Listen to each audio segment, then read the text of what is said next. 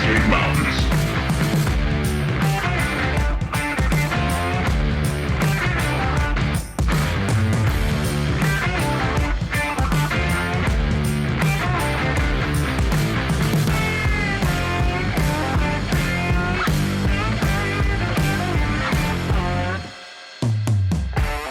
This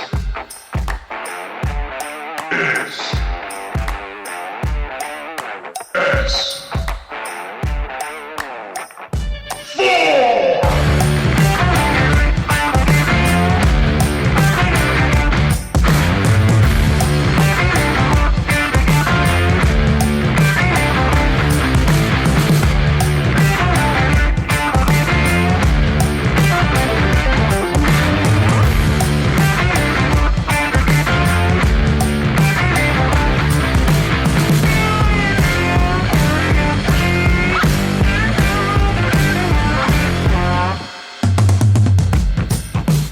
Now sit back, relax, and keep your eyes to the skies.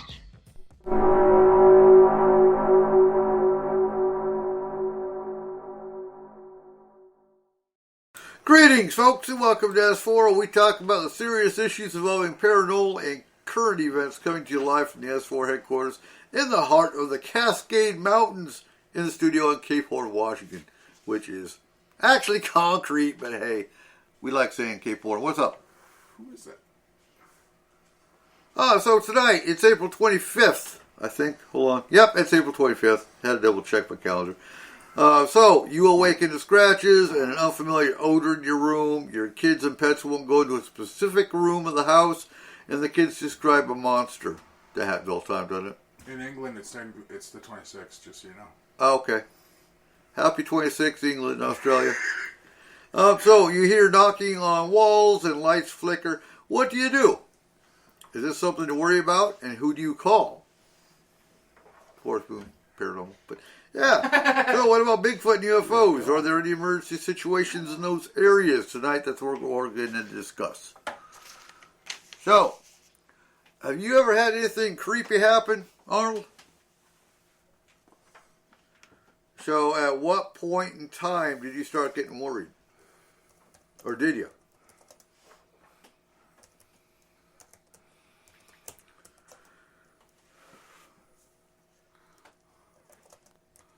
Yeah.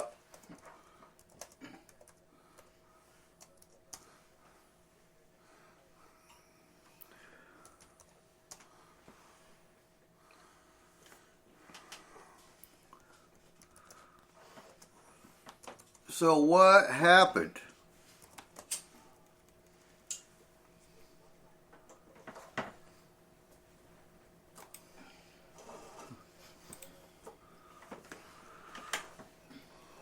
Ooh.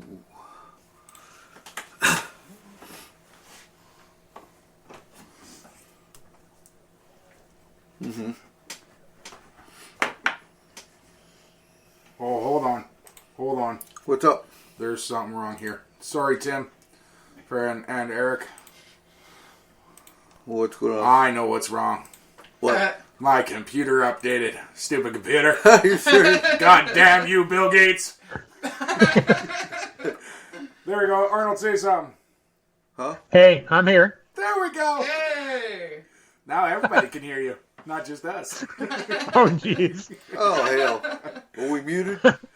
No, we weren't. He was. Right. Just Okay, muted so me. once again, Arnold, at what point in time in your paranormal experience did you start getting worried? When things started happening to me and around me that I could see, feel, hear, type thing.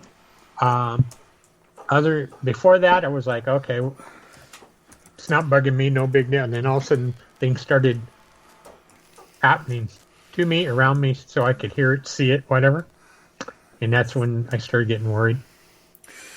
So that's really what we're going to talk about tonight in the regard that I think, and I say this a lot, but who do you call?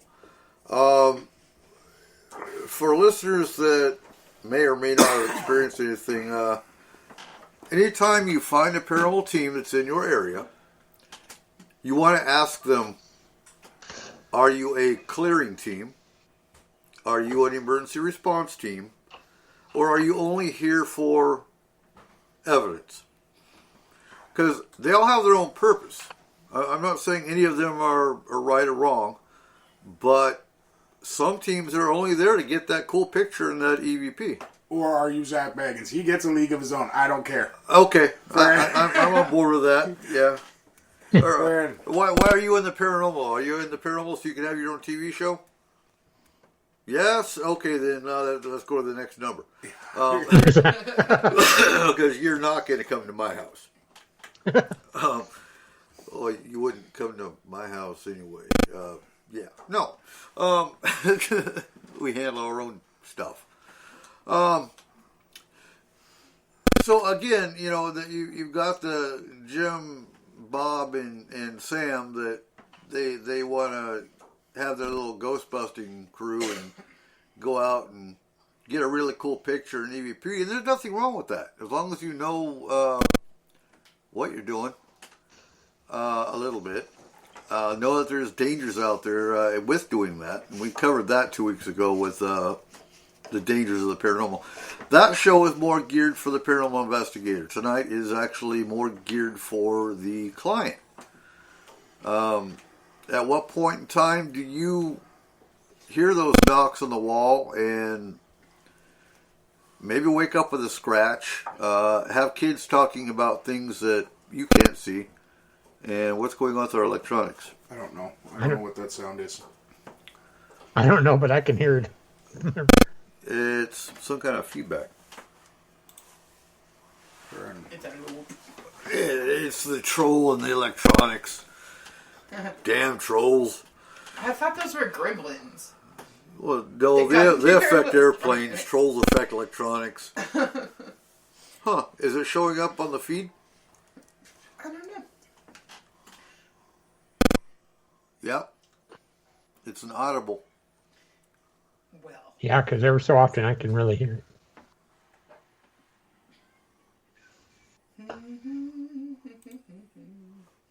And away it goes. Alright, cool. Alright. Weird. It was the ghosts of the machines. They were coming back to us. It was. Doo-doo-doo-doo. Ah, There it you is brought again. it back. What the hell? I'm sorry. It's all your fault. Conjured. So, you know... Hi, Sherry. What's up? Sherry's on there. Oh, hey, Sherry. So, when it comes to paranormal emergencies, I've always treated them the same as any other emergency, basically with an ICS or instant command system style or format.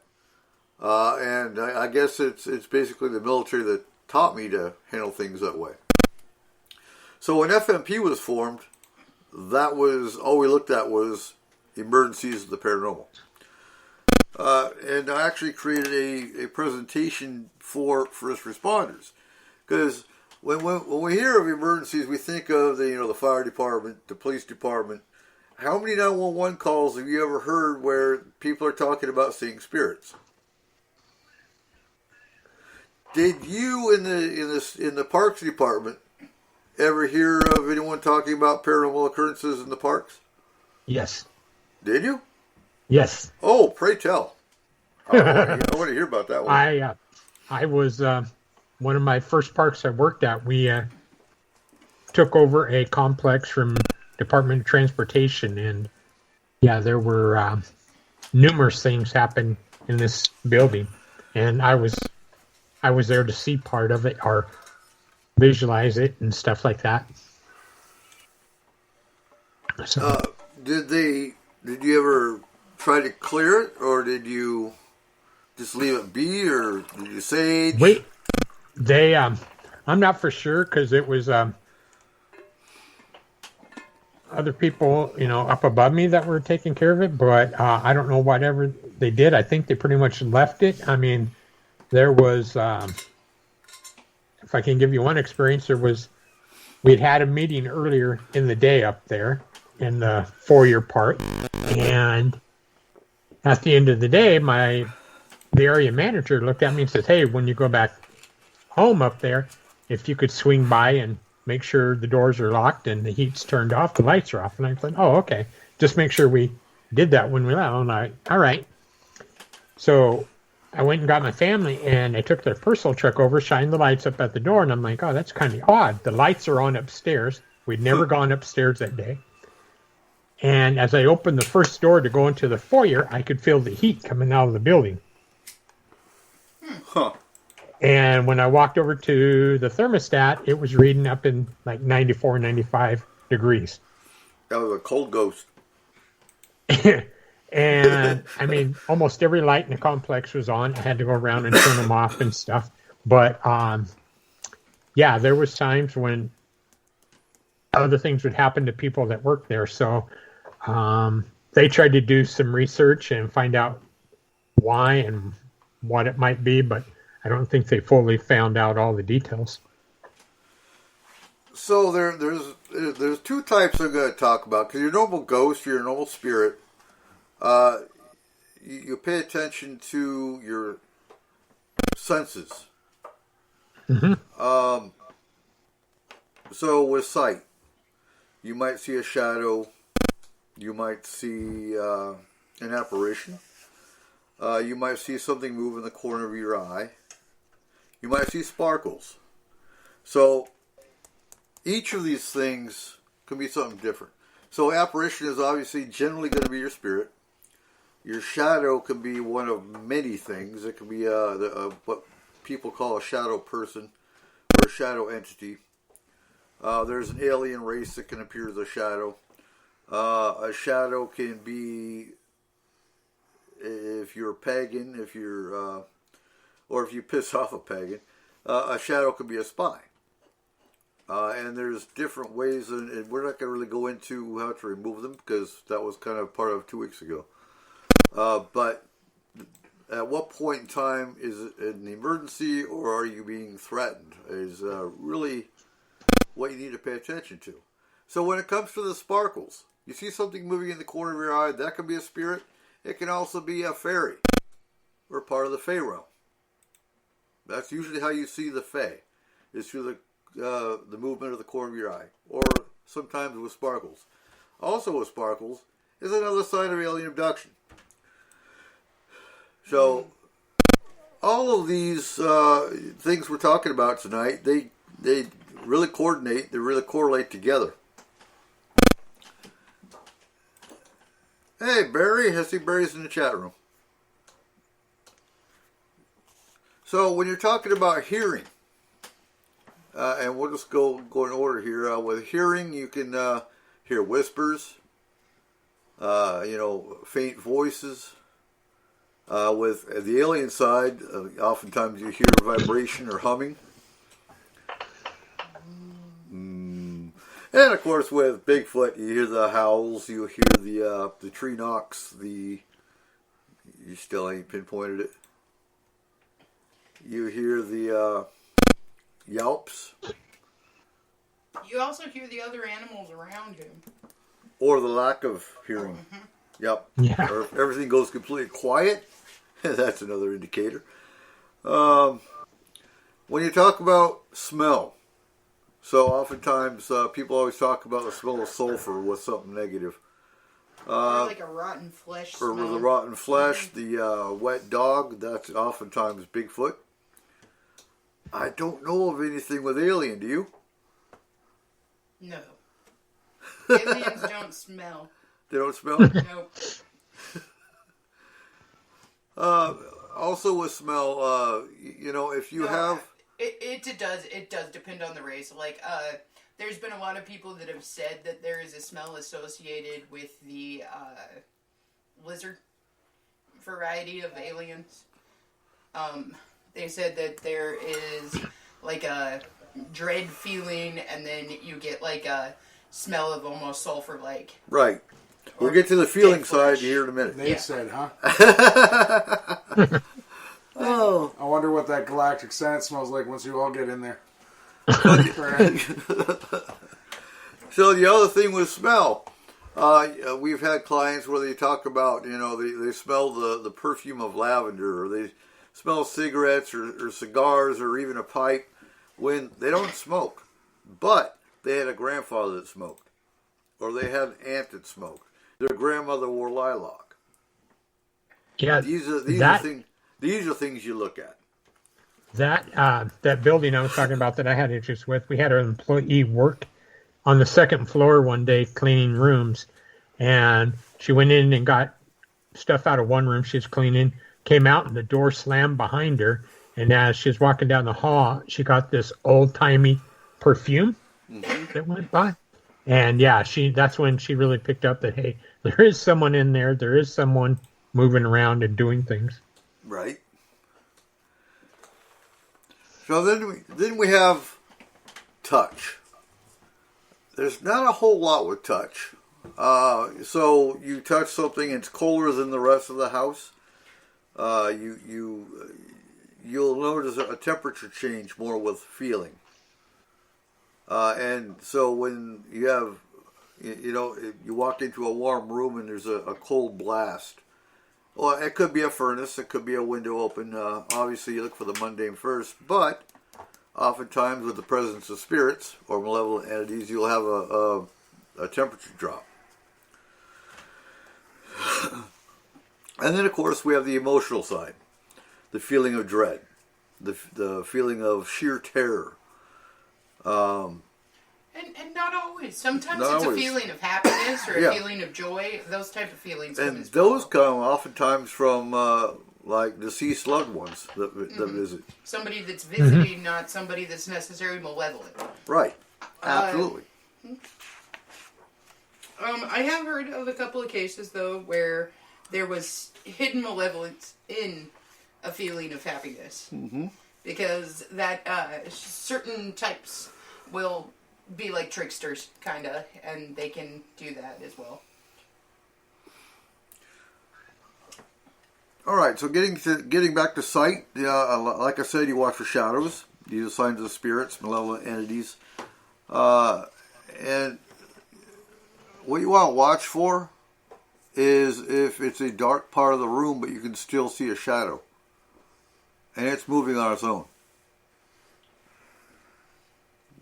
That's a paranormal style shadow. It's got energy of its own. So lights coming on and off on their own. To rule out the mundane, you want to look for electrical problems. You want to look for, I don't know, maybe one of your kids is playing with the light switch. You just never know. Always look for the mundane. And often this is spirits trying to get your attention. Mm-hmm. Knocking. So this is really common. So it's heard in walls, doors, on the window. It can be a spirit, an entity. Sometimes it's aliens. Not very often. Aliens usually don't come knocking on your window. Or black-eyed children. It has happened. Or the black-eyed children. Those guys. Yeah. Oh. And of course, Bigfoot. Bigfoot tree knocks.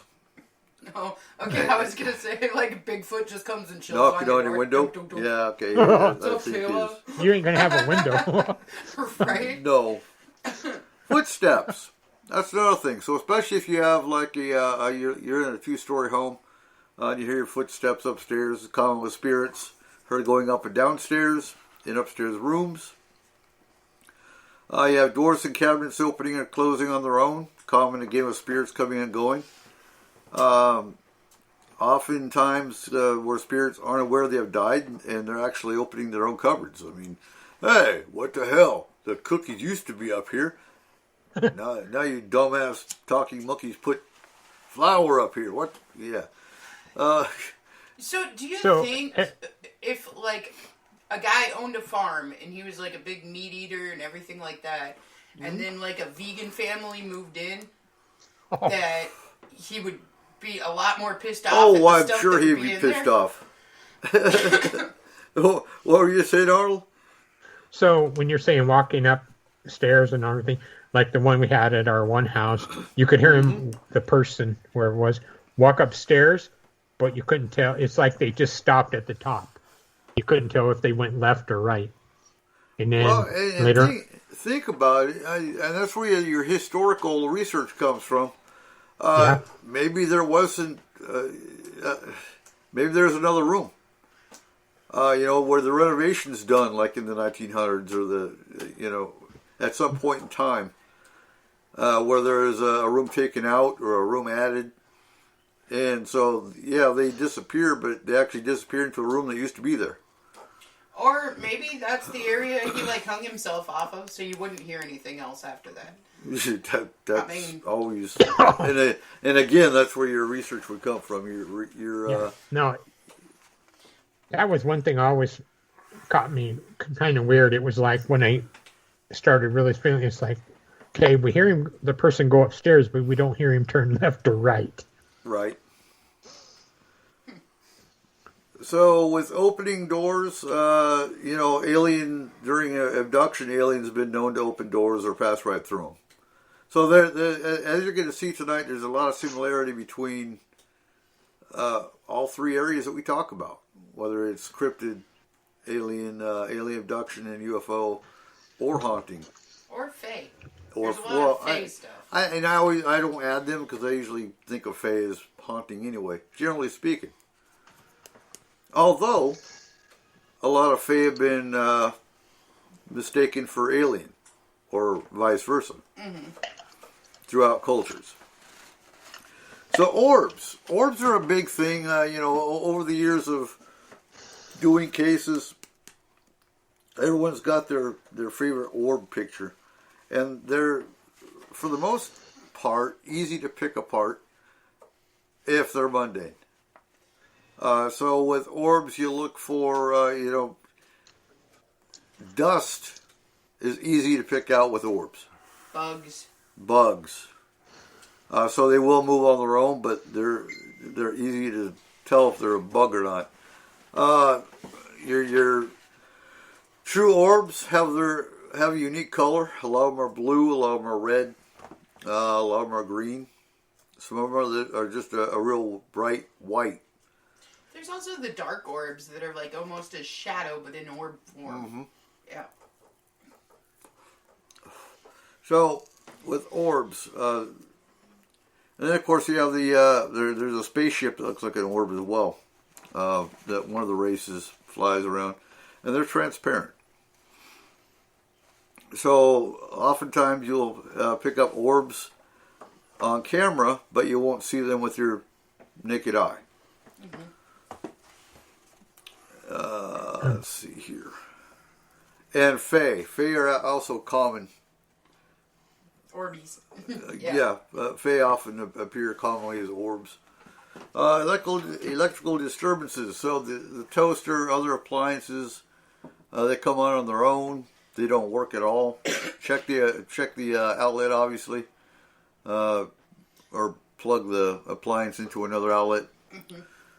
Mm-hmm.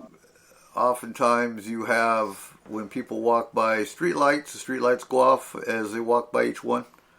I do believe these are either caused by an energy the people, the clients put out. Sometimes it can be from an alien implant. But these are things you want to pay attention to. Interesting. Say again? I said, okay. It just, listening to you on that part, just brought back some other things that happened in our one house that kind of make sense now. Mm-hmm. Do you have a lot of electrical issues? Well, when you're sitting watching TV and the TV channel changes multiple times, while you're watching a show, no one's touching the remote, and it switches. Yeah, it was like, wait a minute, and then the radio would change, stations. Mm-hmm. So all right. So, just to rule out the mundane again, where was your closest neighbor? 100 yards plus away. Okay, too far for their remote to impact your TV. Easy. Now, when your radio station changed channels, did the dial, was it one of the dial ones? Did the dial move too? Or was it We don't know. You'd just be laying or sitting there listening to it, and all of a sudden you're like, that ain't what we were listening to.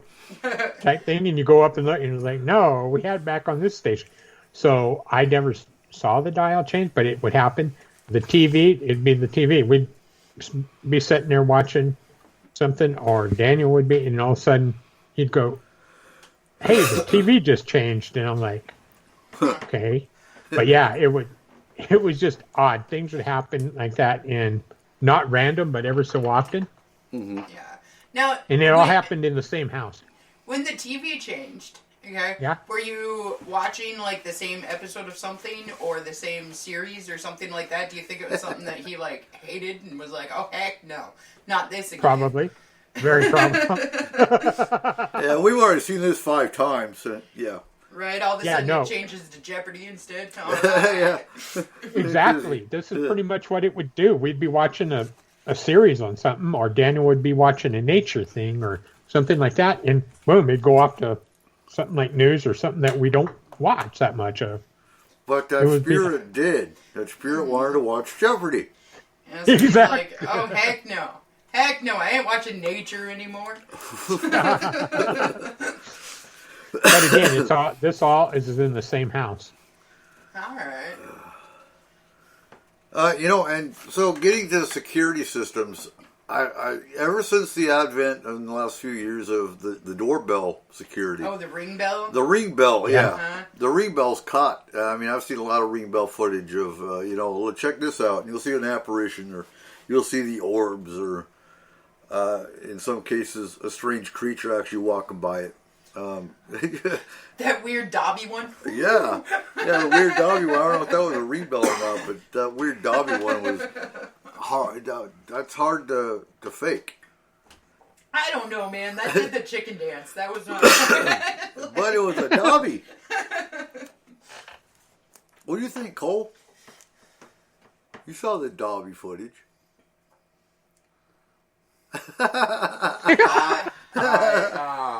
I think that somebody got super happy at Spirit of Halloween and was like, "Check this shit out."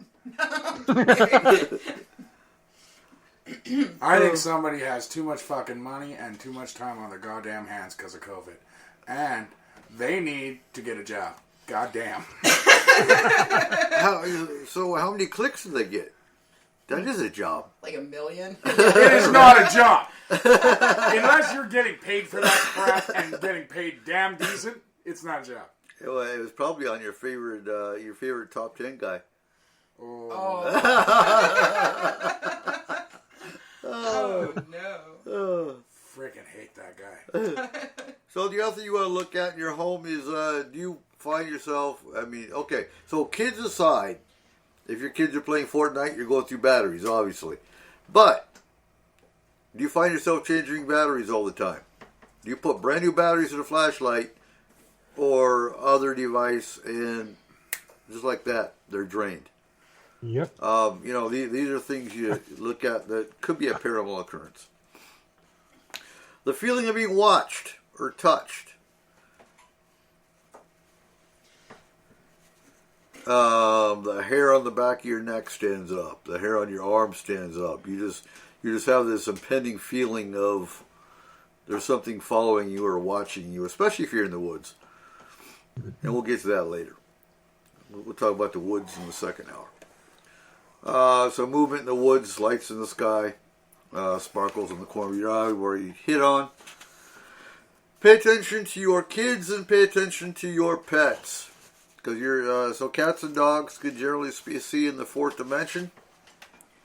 If you move into a house or you've lived in the same house for years, all of a sudden your kids or your animals will not go in one room of the house. Mm-hmm.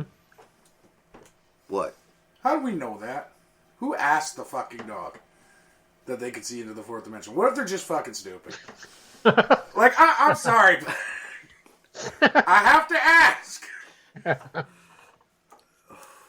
It was that dog. I've seen a dog. The dog whisperer? Is that who found out? Yep. I've seen dogs run into freaking parked cars. They're Exactly. blind. They're probably blind. Well, I have a blind dog, you know that. This one wasn't blind. He was that dumb. Oh, okay. So, Well, you not gotta think all of them. there are certain breeds. there are it certain has breeds been that are- entered.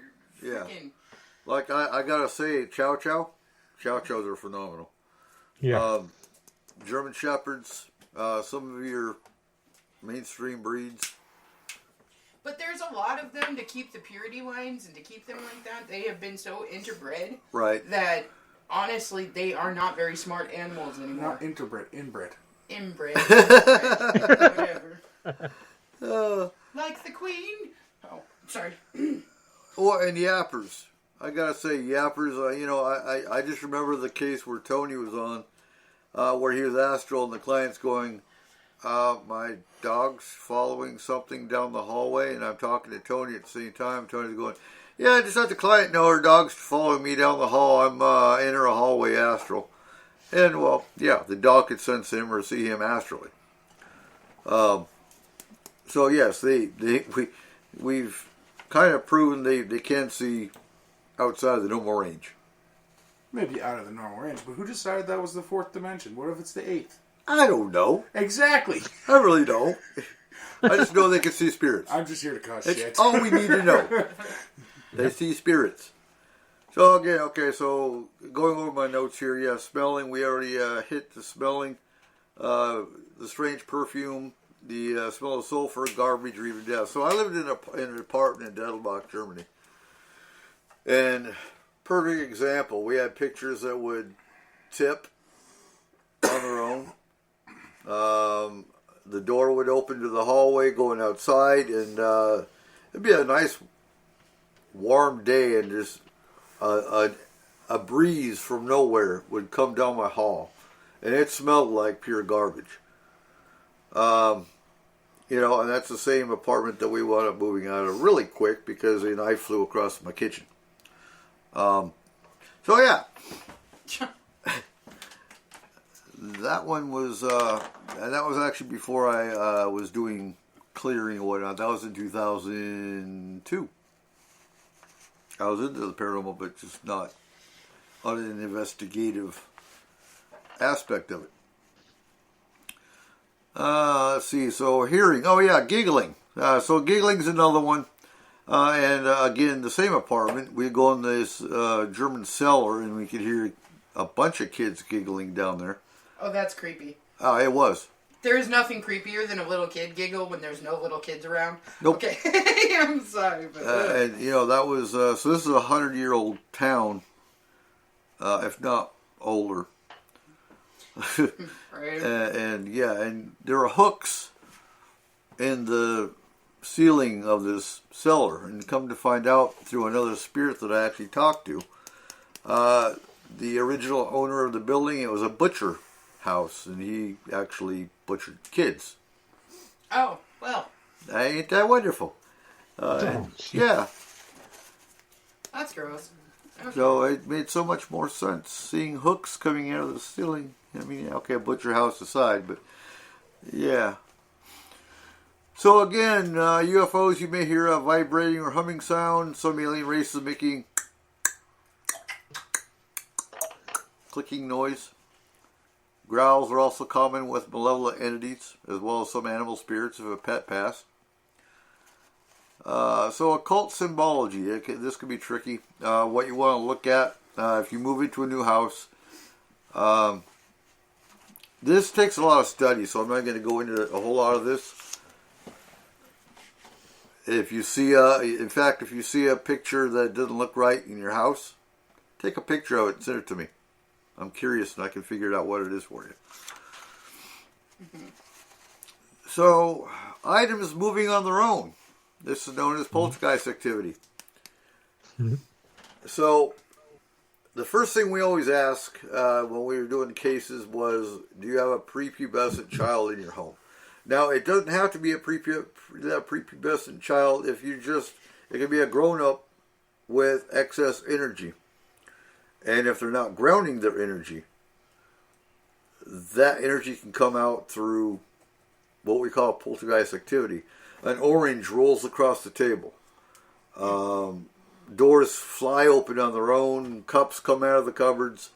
Things of that nature. You got something to add? No. No? I thought you... God damn it. No, not at all.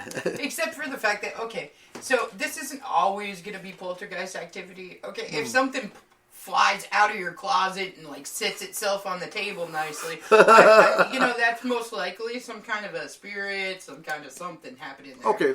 But Right. I mean, looking at the mundane, if it's windy out and your door flies open, well, you didn't latch it all the way. Totes a ghost. If something Totes a rolls ghost. in your living room or something but like that, check and see the floor. What if you have a sliding glass door like you have and it comes flying open? Actually, that can happen for pressure. Okay. Atmospheric pressure? Yes. You can. Absolutely. How far can it open? All the way.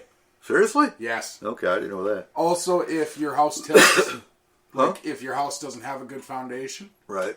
and the door is tilted back, it will have. Well, that makes sense. I didn't know about that. See, you're my my weatherman. You know more about the atmospheric shit than I do. Well, okay, and Weather not to report. mention that the other Fuck thing. it out. It's fucking cloudy out, guys. Is it gonna rain? I don't know. Okay. I'll tell you when it starts, though. Hey, the other thing you got to look at too is if it's an older house and it's in the country or anything like that, there's always the pest issue as well. You might have rodents. You might have True. mice. Little field mice come in all the time and try to find warm places during the winter to hang out where there's a lot of food. So if something is rolling around in your cupboard, it's not necessarily some kind of poltergeist or something. It could just be a small field mouse. Wait, or it could be ants. They're picking up your oranges and taking them home. Okay, I do not want to see an ant that would be big enough to pick up an orange and take Probably it home. not. Okay, I would much rather deal with the ghost at that point than the ant. That would be terrifying, The especially other if ants it was would like make statues for him. So with items moving on their own, also when items disappear. So that could be a spirit, that could also be Fae. Generally speaking, Fae will take shiny items. Or you could be me and just have a horrible time of remembering where you put things. That's true too. Okay. Yeah, that's me. Do you know as well. how many times I've lost my phone or the usually keys the or car something? keys, but yeah. So think of you hear a lot about with this. You hear a lot about it with old jewelry, and that could be grandma just coming back to take her brooch, for example. Most of the time, you ask for it back, it will come back. Sometimes, I won't say most of the time. Sometimes, if it's only Fae playing tricks on you, they will bring it back. Either that or they'll make a nest with it. And That's you'll find crows. everything just chilling in one spot. That's a murder of crows that does that.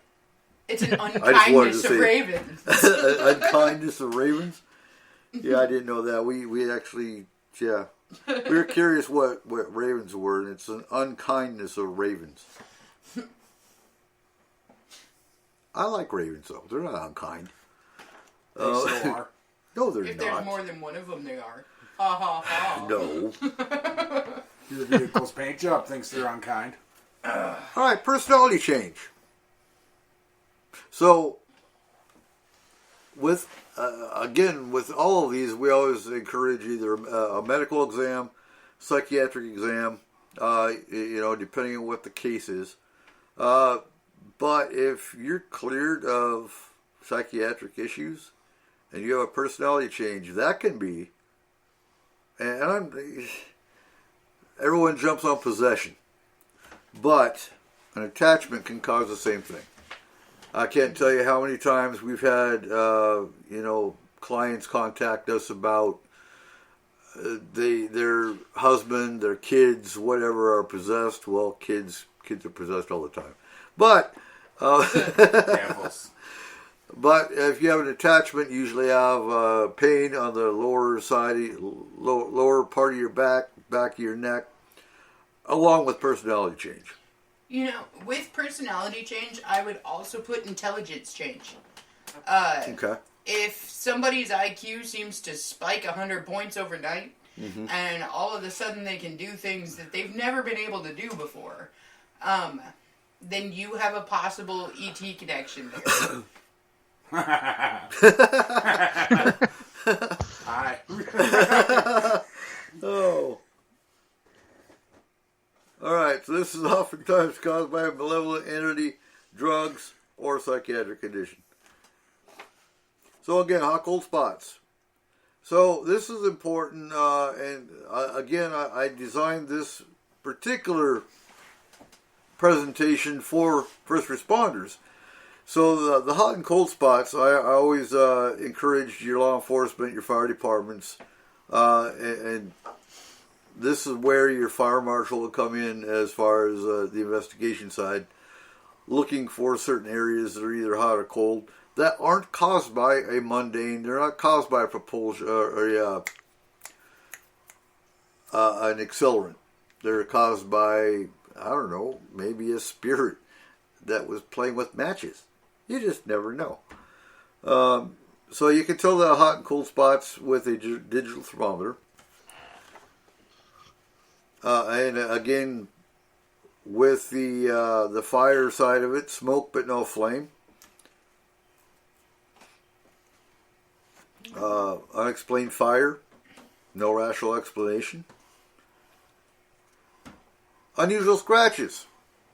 So, the unusual scratches, everyone talks about, oh, I got scratched by 3 claws and it's a demon.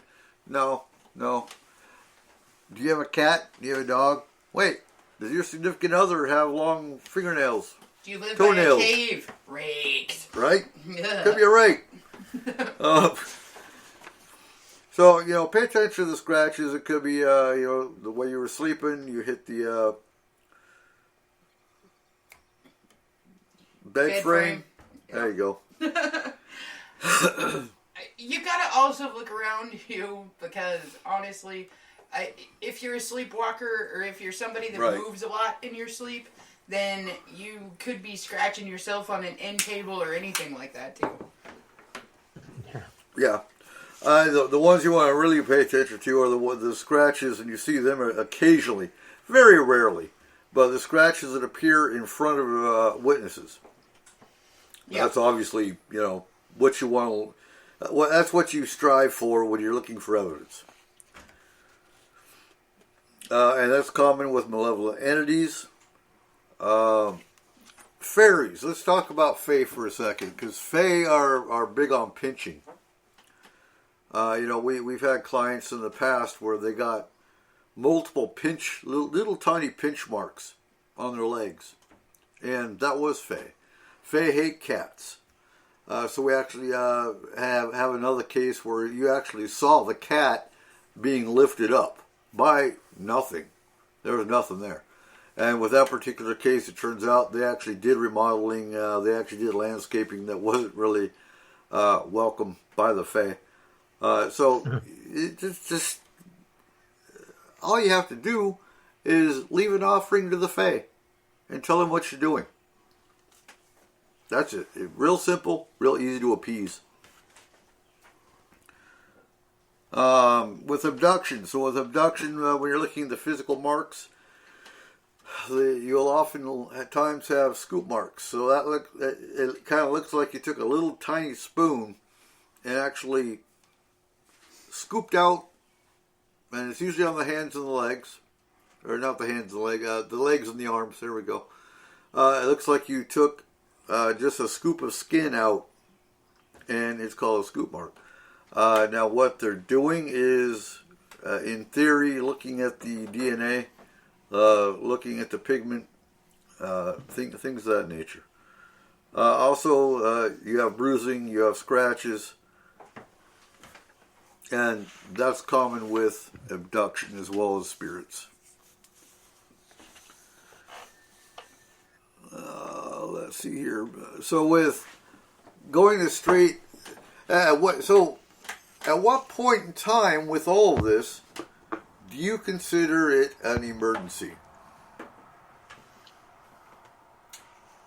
You guys have an answer? When it affects you to the point where you're freaking out, where you need somebody's help, even if it's something that would be considered small to somebody else, if it is something that is terrifying you or one of your children, figure out how to fix it. Call somebody that knows how to fix it. Get some help. So Yeah, like- things. Go ahead. When you were just talking, like when it gets more aggressive, like when I called you about when we lived in that motorhome and whatever was in there kept pushing my wife out, it would let me leave the motorhome and then go after her and want her out of the motorhome. Type Right. stuff like that when one gets more aggressive. When your dog looks at you and says, "Row, row, Reggie." That too. Yeah. So we actually took a 3-tier approach when we handled paranormal emergencies. First one, obviously, anything to do with kids or pregnant women. And I always got asked, why pregnant women? Well, for many factors. One, some malevolent entities will stalk a pregnant woman because they want the child, the baby's soul. That much is true. Two, a pregnant woman's already weak. They're already fragile to an extent. What? Nothing. Well, they are. Depending on the woman, depending on the pregnancy. But you don't want to already take a potential fragile pregnancy and have a paranormal event make it worse. Mm-hmm. Not to mention fear and stuff can put you into early term labor and all that kind of stuff. Absolutely. All right. Go ahead and scowl at me if you want. I wasn't And scowling. don't even. If Walmart was out of Hershey bars, you were a hot mess. Okay, that's true. So that was always tier 1. But, at any given time, when we had 3 or 4 cases come in at one point, and you had to basically triage them to identify which one's going to be priority, you look for anything physical. Somebody got pushed, someone's got physical marks on them, someone feels threatened.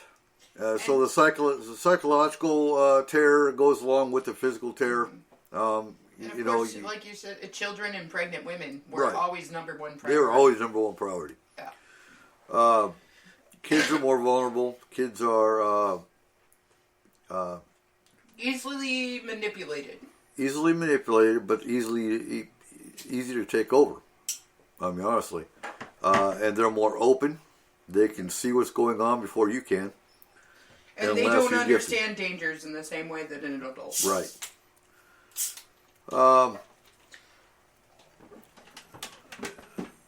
So, and of course, alien abductees went along with tier 2 generally, unless it was something that was currently active at that point in time, then it jumped up to tier 1. And again, that always depended on how many cases came in at one time. Like I've told you on the show before, we've done 10 cases in a day. And that was global.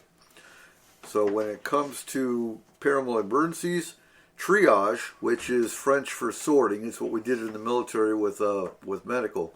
You had to triage your patient categories. And I took that concept with the paranormal as far as triaging paranormal emergencies.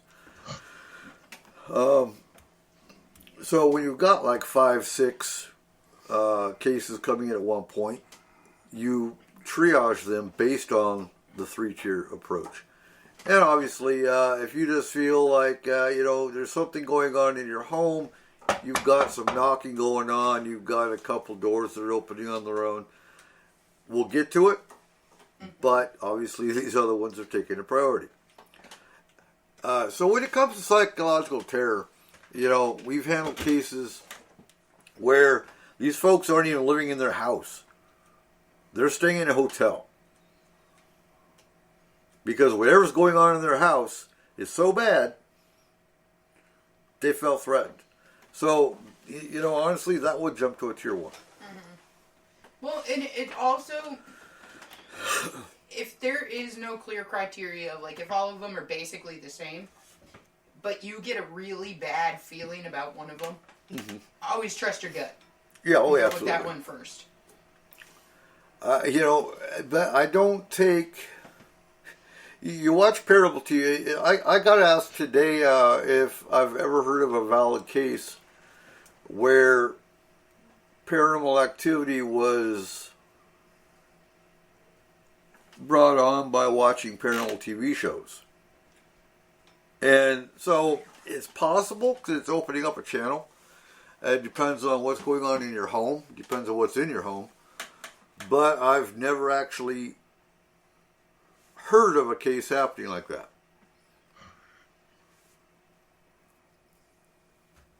And he's here in Washington, so we might talk to him later.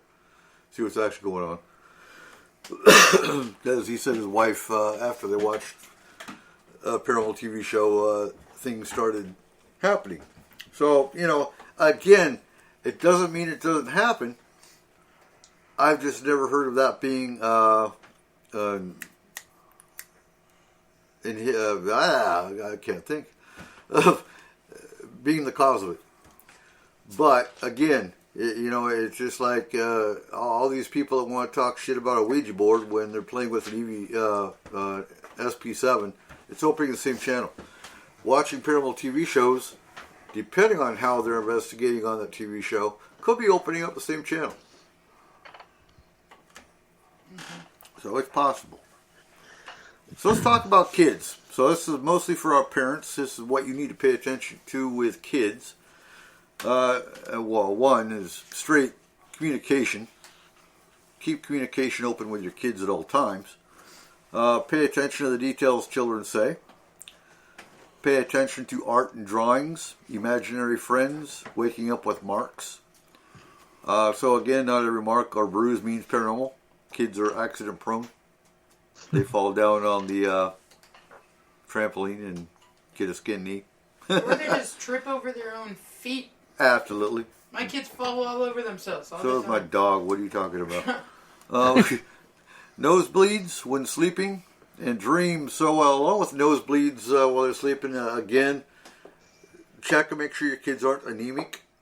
Make sure they don't have a blood disorder. Check the air pressure in your room. Because if you have dry air, that can cause nosebleeds while you're sleeping. But when all else fails, pay attention to dreams. Because nosebleeds are also caused with alien abduction. What? Also, if you happen to be sleeping next to somebody who flails a lot in their sleep, nosebleed could potentially just be you punching that person in the nose. Yeah, you suck. Sorry really? about that. Poor yeah. Cole. Oh. Oh. Alright, so in art, watch for monsters. Many can just be symbolic of what they don't know how to explain. But again, watch for patterns. So monsters can be also, depending on the age of the child, 3 or 4, a monster can be a bad person.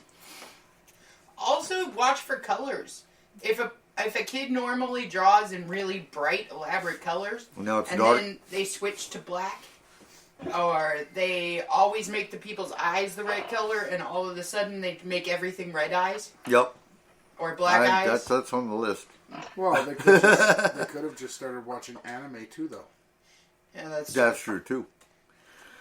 So patterns and other signs are everything. So sudden fear of a closet, a room, an animal. If all of a sudden they're scared of owls and deer, that's also another abduction sign. Not something from a movie they watched. Pay attention to what they watch on TV, YouTube, video games. But a constant fear and asking why. Communication, again, is everything.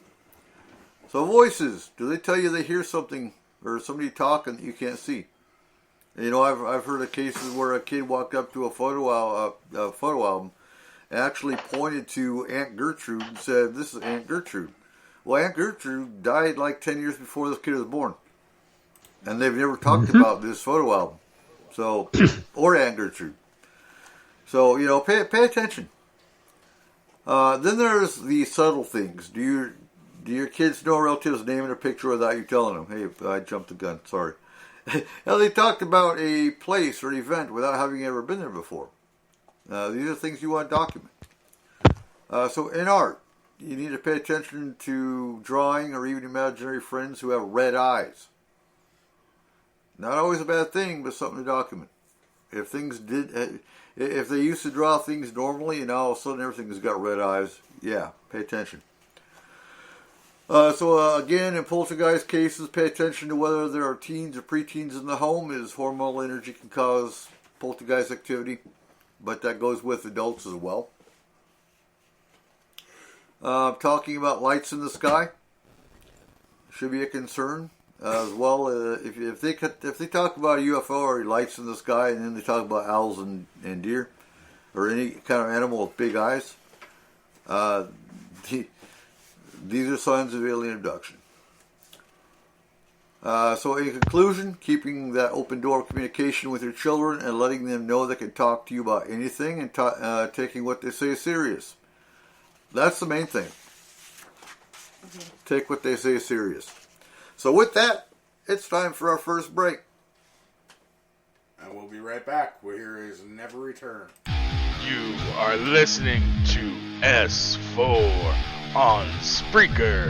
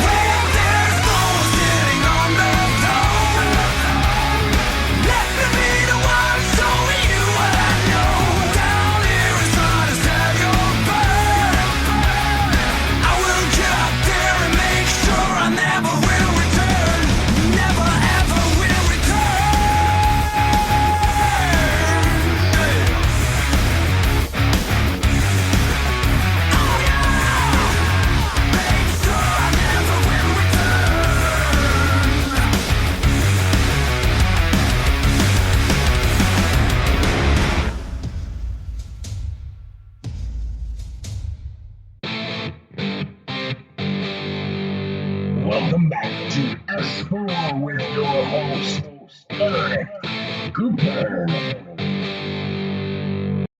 And welcome back to S4 for hour 2 tonight, as we're talking what constitutes a paranormal emergency.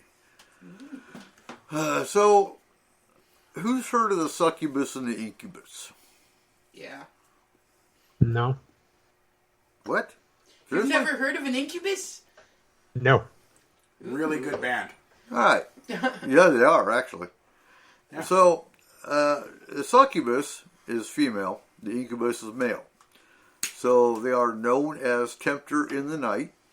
They are actually they're what in the olden days they used to cause oh god damn it night ejaculation. Huh? Wet dreams? Wet dreams. There you go. No, I was trying to think of the other term for it though. Night emissions or whatever. I think wet dreams is fine. Yeah. Wet dreams. There we go. I don't care. They used to blame wet dreams on the succubus. Huh. And so they call them sex demons essentially.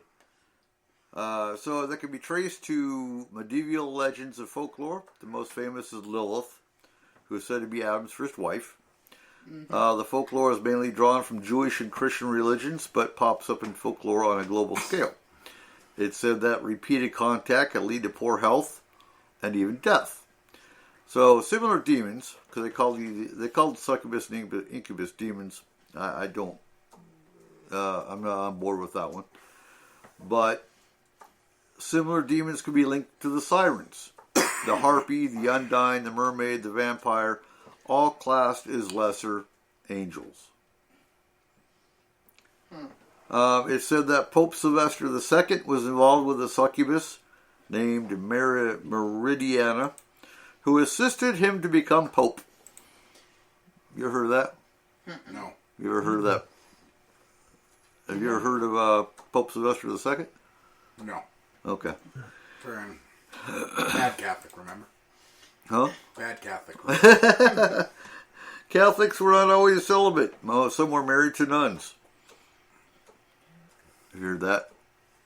I'm kind of asking you. Okay. I have never heard of that. Okay. No, that's not actually a thing. Yeah, and that's why I don't believe. That's why I always ask the resident Catholic. So this suggests that not all demons mean harm. Yeah, I would agree with that though. Actually, not all demons do mean harm. There's many that actually work with demons on a consensual level, not a you give me and I'll give you hell. Or no. I don't. Okay, I would say they may not mean harm, but they really don't give a fuck if it happens to you, though. Not really. But would you? Like that's as far as I would take that. I wouldn't say that. I wouldn't trust them. Yeah. By any means, no. It actually says they can cause poor physical or mental health or even death. Right. So they can be. So I say that in all fairness because we've actually worked with demons on the team as far as dealing with aliens. Aliens and demons do hate each other. And that's not opinion. That is that's the case that Izzy was actually on too. With the red reptilian. So let's see. According to the Kabbalah, these demons can also reproduce. Although most accounts suggest they produce children with deformation due to their unnatural union. That's Viking folklore.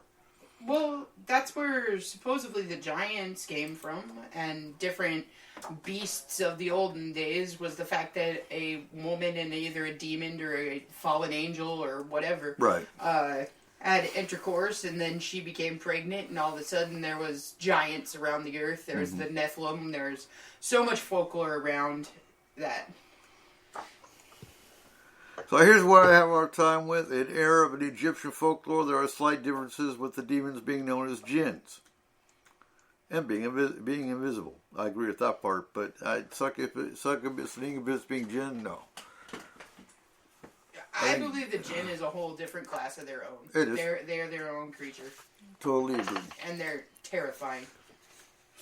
Oh, they make demons look like kindergartners. Alright, so, what is an entity? An entity is anything, alive or non-living, that has its own form of existence, either in shadow focus, an orb of energy, or an intelligent presence. So, something that needs to be clarified, Two is the different types of hauntings. And honestly, I think if you're talking a residual haunting, you're not gonna get that feeling of impending doom or the feeling of being watched, because there's no intelligence with a residual haunting. Residual haunting is only that. It's residual. It's a kind of like a record being played over and over again. These are the hauntings that you'll find happen the same time each month, the same time each week. The once a year hauntings. There's always going to be a pattern to it. You're not going to get an EVP or electronic voice phenomenon. You're not going to get any intelligence out of it, because it's only the energy of the events that occurred at a certain point in time. If you're local and you know about the train in Bellingham. Fairhaven. What's the date of that one? It happens every December something. December 26th. That would be a residual haunting. A true spirit is going to communicate with you, whether it's get out or leave. Hey, how's it going? Or hey, my name's Bob. Hand me the coffee. Yeah. I've actually had a spirit make me a pot of coffee. It was weird. That happened in Atlanta, Georgia. I honestly don't think I would drink it. I did. I would be terrified. I'd be like, no, thanks, bud. In all fairness, yeah, he or she didn't change out the grounds. That would have been awkward. They used the same grounds that were in it. They just added water somehow. But yeah, Are you sure it was water? I hope so. You just got spirit pea coffee, man. Ectoplasm. It was ectoplasm coffee. Yeah. And you drank that. And in the same apartment, we had pennies that would fall from nowhere and land at your feet. It was yeah. No, I didn't make a rich. I gotta be honest. I'd be totally fine with money just falling from the sky. That'd be cool.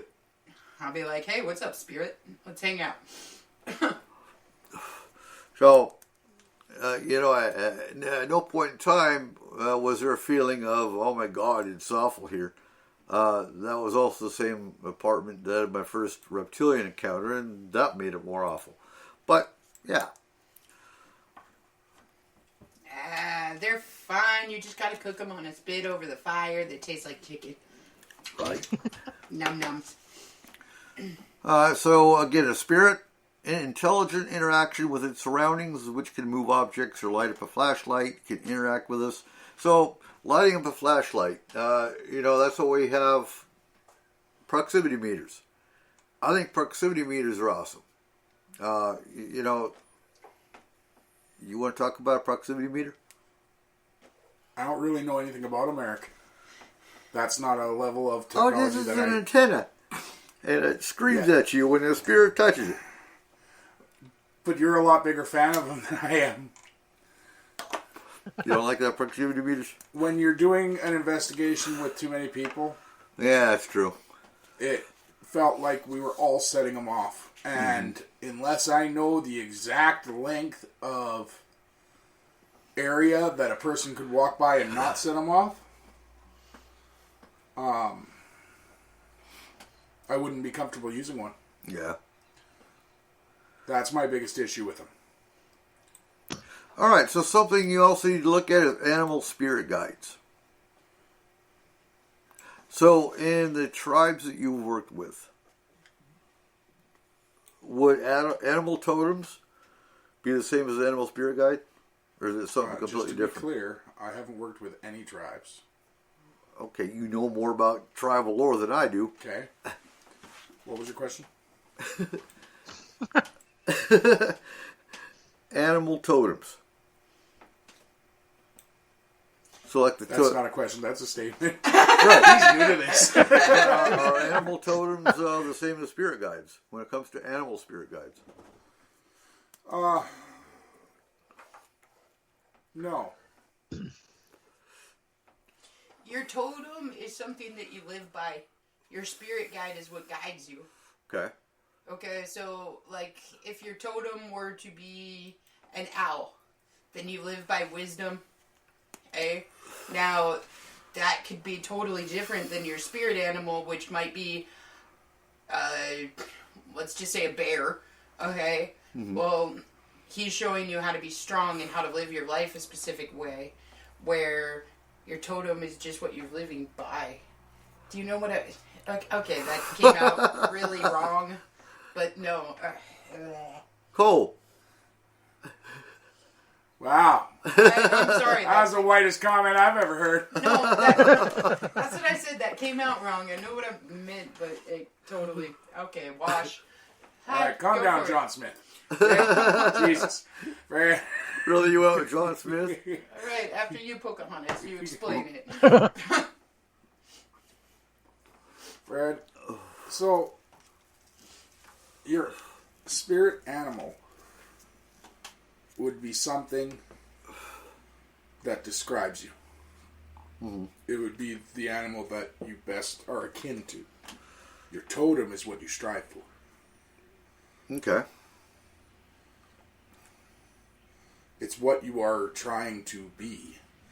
For example, you could have the spirit animal of a wolf, which means you are good in crowds, but not really. You are alone. But you want the courage of a bear. You strive to be the bear. But at the same time, well, no, but even like if you wanted the wisdom of an owl, because yes, a wolf is cunning, they are dangerous, they are a successful hunter, but they're not the wisest animal. Okay.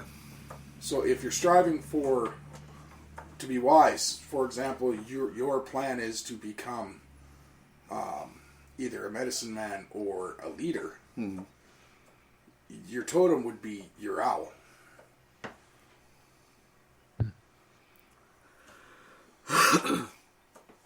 Friend. And the reason I ask you is because in the pagan side, when you talk to a pagan or a Wiccan about what their spirit guide is, well, the spirit guide is what comes to me, whether it's a wolf or and I always thought that was kind of weird. So I've got crows that come to me around me every day. That must be my spirit guide. Would that be accurate? Yeah. Well. Or is it because you have breadcrumbs every day? I mean... Well, no, but you guys also gotta realize the area you live in. Mm-hmm. Like, a person could consider themselves a wolf if, when they're alone, all of a sudden a wolf shows up, doesn't right care that they're there, but acknowledges them. It's showing you that it knows you're there, but whatever. Yeah. Yeah. That could be a sign. But the thing is, with that,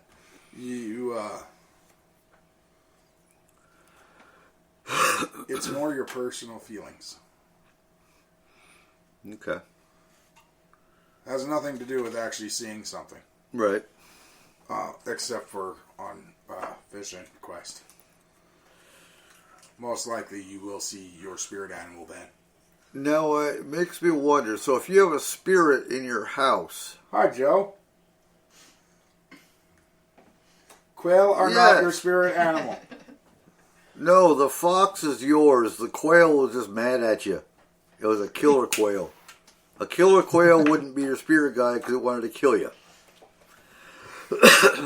So, if you, for example, had a spirit in your home that was Native American, that was pagan, that had a spirit guide, I wonder if its spirit guide could show itself to the living that lived in the home. You don't think so? No, I don't believe so. That's a personal opinion, though. Mm-hmm. I just don't believe that's actually possible. No one else should be able to see your spirit guide.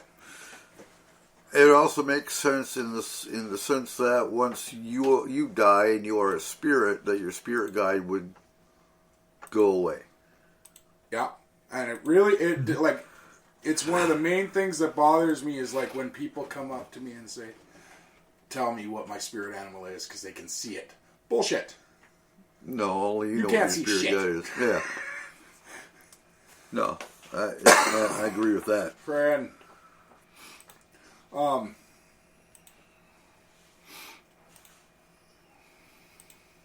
I'm probably going to get in trouble for this at one point later, but What? and usually if it's a native guy that comes up and does it, it's usually the fact that they think I'm their cousin and they want $5. So, Yeah, it's true. Yeah. hence why I don't work with a lot of native tribes. Oh, God. Yeah. So, Alright, okay. what's next? Kayla, Yeah. your favorite one, doppelgangers. Oh, I love me some doppelgangers. What are some doppelgangers? Oh man, doppelgangers are awesome. Okay, well, honestly, they're Go not. But okay, so basically, a doppelganger can be two different things. It can either be somebody that looks exactly like you, okay, which is just like another human being that might have had the same Your twin. genetic mix and ends up looking really similar to you. Hey, everybody has them. I mean, And real quick, Sherry, we'll get to that here in a second. Go ahead. so everybody has them. There's been presidents. There's been all kinds of people that use doubles for all different kinds of stuff. Secret agents. Yeah, pretty much. You know, there were like, oh God, I don't remember the exact number. I think there were 12. There were 12 Saddam Husseins. I was just gonna say that Saddam Yep. Hussein was like infamous for having. So he multiple- would have a convoy of 20, for example, 20 limousines. We could take them all out, but we still didn't know if the actual Saddam Hussein was in that convoy or if he was still in the palace. Another one that was huge on doppelgangers was Hitler. Hitler had multiple people. Did he? Yes. I didn't know that. he Oh, used yeah. as doubles. Some of them have even done some of his speeches and everything for him because he was a very paranoid person and was afraid that he was Understandably. going to be killed. So he always had doubles with him. But doppelganger in a paranormal sense, Not so good. not so good. It can be, some people refer to them as, and they shouldn't, but some people believe them and changelings are the same type of a thing. So basically it is somebody that takes your form and tries to take you out of the equation and replace you.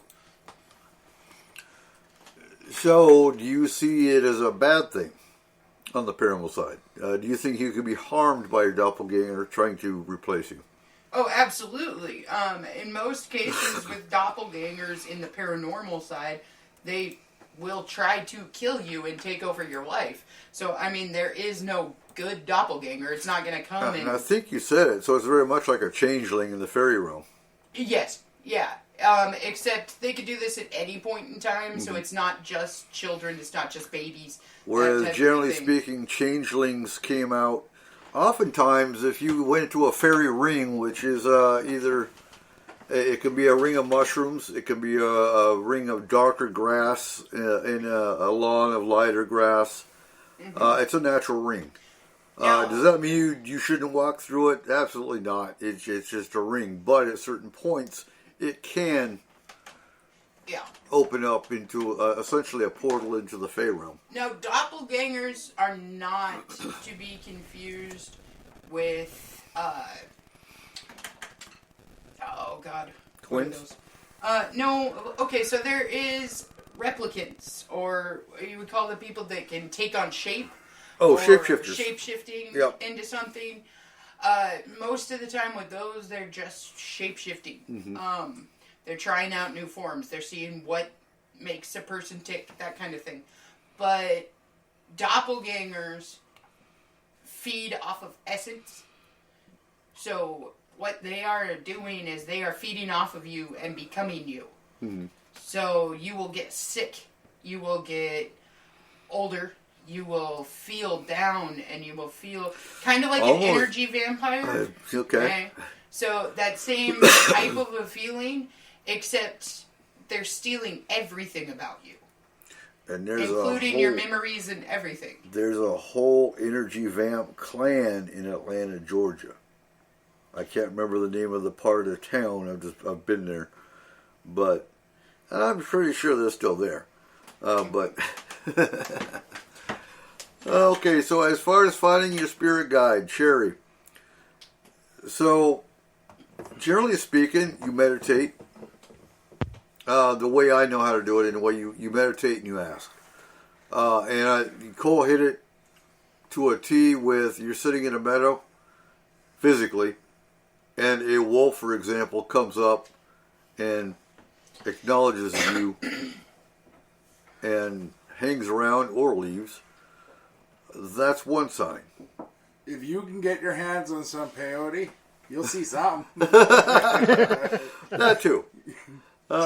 So when you're talking doppelgangers, it kind of brings back the thing when I was working in state parks, and of course I worked night shift and stuff, and I'd be back out the next morning, and people would go, "Don't you ever go to bed?" And I'm like, "Why?" And they're like, "You were out here all night," and I'm like, "For a while, but I wasn't here all night."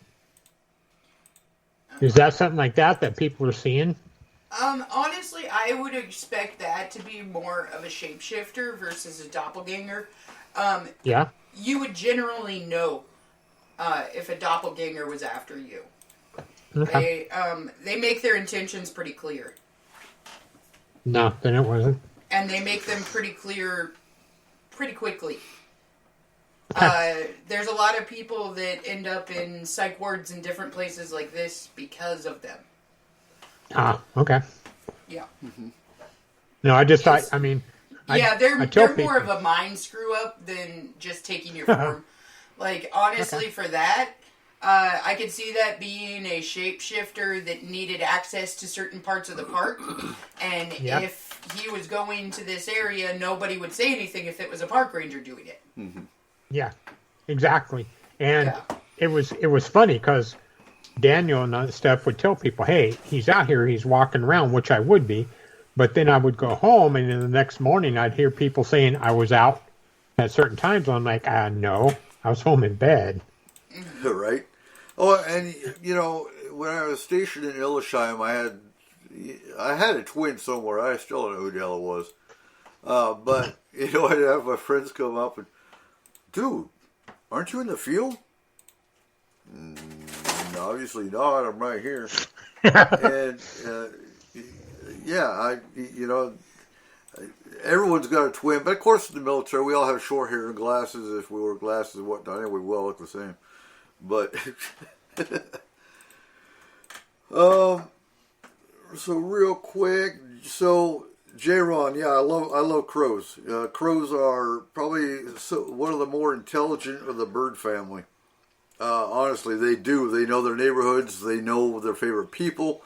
They even know the sound of their favorite person's car. You give them food. They've been proven through research that they have a higher bonding birds. I guess a higher brain capacity or a higher intelligence than most of the other bird family. Definitely love my crows. As far as meditation, Sherry, that's something you have to work on. It's something you have to figure out what works for you.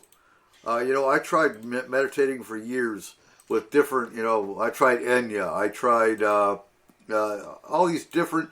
The only thing that worked for me that my deity actually came to me with was, believe it or not, Native American drums. Mm-hmm. That's the only thing that got me into a meditative state. You have to find what works for you that doesn't put you to sleep, like you said. And it's definitely not boring once you get to that state. To the point where, Morrigan came to me and said, yes, I am your goddess. You will be fine in Iraq. I will be with you in Iraq, and all of your troops come back. And every one of us did. There was a point in time, and it was funny as hell because we were getting ready to leave Balad in 2005. And we had all our shit packed up. We were ready to go. Me and a Christian NCO, actually, and knew I was pagan, but we respected each other. And it was really funny because it's a 10-foot door made of steel. And it's a sunny day, no breeze, no nothing. And the door slammed shut out of the blue. And he looked at me, he's like, holy shit, Coop, what was that? I'm like, well, you know, it's funny. I just packed up Morrigan's altar like 5 minutes ago. And, well, Morrigan's left the building. He goes, oh, God. What's that mean? I'm like, that means we want to go home now. And about 5 minutes after that, all of a sudden, the roof started leaking. And we've been there for a year. We've been there through rainy season. It never leaked before. And we hear this ominous drip, drip. And he looked at me and was like, dude, we've been here for a year. It's never leaked before. I'm like, yeah, Morgan left the building. It's time to go. And, well, we did. But the point is meditation, if you find what works for you, you won't want to quit meditating. So... Oh, yeah, and there are so many different forms. Like, not all of it is silent meditation. Right. There's types of meditation that involve chant. There's types of meditation that involve song, instruments, music of any kind. There's also meditation that involves a specific routine of things that you do. So... So... I hear echo. Echo. That's So because you eat cola. you can E. coli. Yeah. So Cola, guys. Not E. coli. that's what I heard. Yeah. So doppelgangers. Yeah. You see one, just walk away. And they do. I would agree. They do feed off energy. As far as finding your spirit guide, getting back to that for a second, because I know she was still confused by that. Don't go by the articles. Go by your gut. Don't read articles about spirit guides and all that. Go by your gut. Meditate. Ask for your spirit guide to show itself, and it will. And typically, you don't find your spirit guide. Your spirit guide finds you. Yeah, that's true too. And it will usually find you in a time of need or a time of... It needs to show itself. An article's not going to show you what your spirit guide is. No. Meditation will. And go for a walk in the woods. Before you go, ask for your spirit guide to show itself. Does that mean it's going to the first time? Hell no. It's going to take some time. And your spirit guide honestly needs to know that it's time for you to know who your spirit guide is. Or what it is. And I honestly believe, and there's different takes on this, but it doesn't need to be an animal either. In my feelings, anyways, you could have a guide as a dryad. You could have a guide. Oh as, yeah, absolutely. Any living plant or living creature can be your spirit guide. Mm-hmm. Fae are good for that. The Fae realm is good for that. Not all of them are bad. Well, yeah, we'll leave it at that. Elementals. You want to talk about elementals? Go for it. So elementals are obviously earth, air, fire, water. The fifth element is spirit, but we're not going to go into that for purposes of this. What? Fifth element is Lilu. Multipass. Bada boom. Bada boom. I gotta go home and watch it now, don't I? Anyway, so each element has its own section of the Fae. Sylphs, for example, for water, sirens for air. Sprites are also water. I'm thinking gnomes are usually earth. Dragons can be fire. Dragons can be air. It depends on the dragon. Lizards can also be fire. Lizards. Salamander. Salamander, yeah. Dragons should be able to be earth too. Yeah. It depends on the dragon type. Well, wouldn't a dragon be all types? It can. Earth, fire, water, wind, and air. I mean... It depends on the dragon. Depends on the dragon type. So the elemental side of that, though, is picture kind of a king and a queen. The elemental is kind of the ruler of that element. So there is a fire elemental. There is an earth elemental. There is a water elemental. There is a... Which one did I miss? Air. Air elemental. There's an elemental ruler, essentially, for each of the elements. I've got a picture of them leaving our circle in Iraq, actually. They're very friendly. They can be, until you piss them off. You piss them off, you're done. You're finished. It doesn't take a lot for them to ruin you. So, on the paranormal side of it, if you have... Oh, how do I even explain this? Finger puppets? Huh?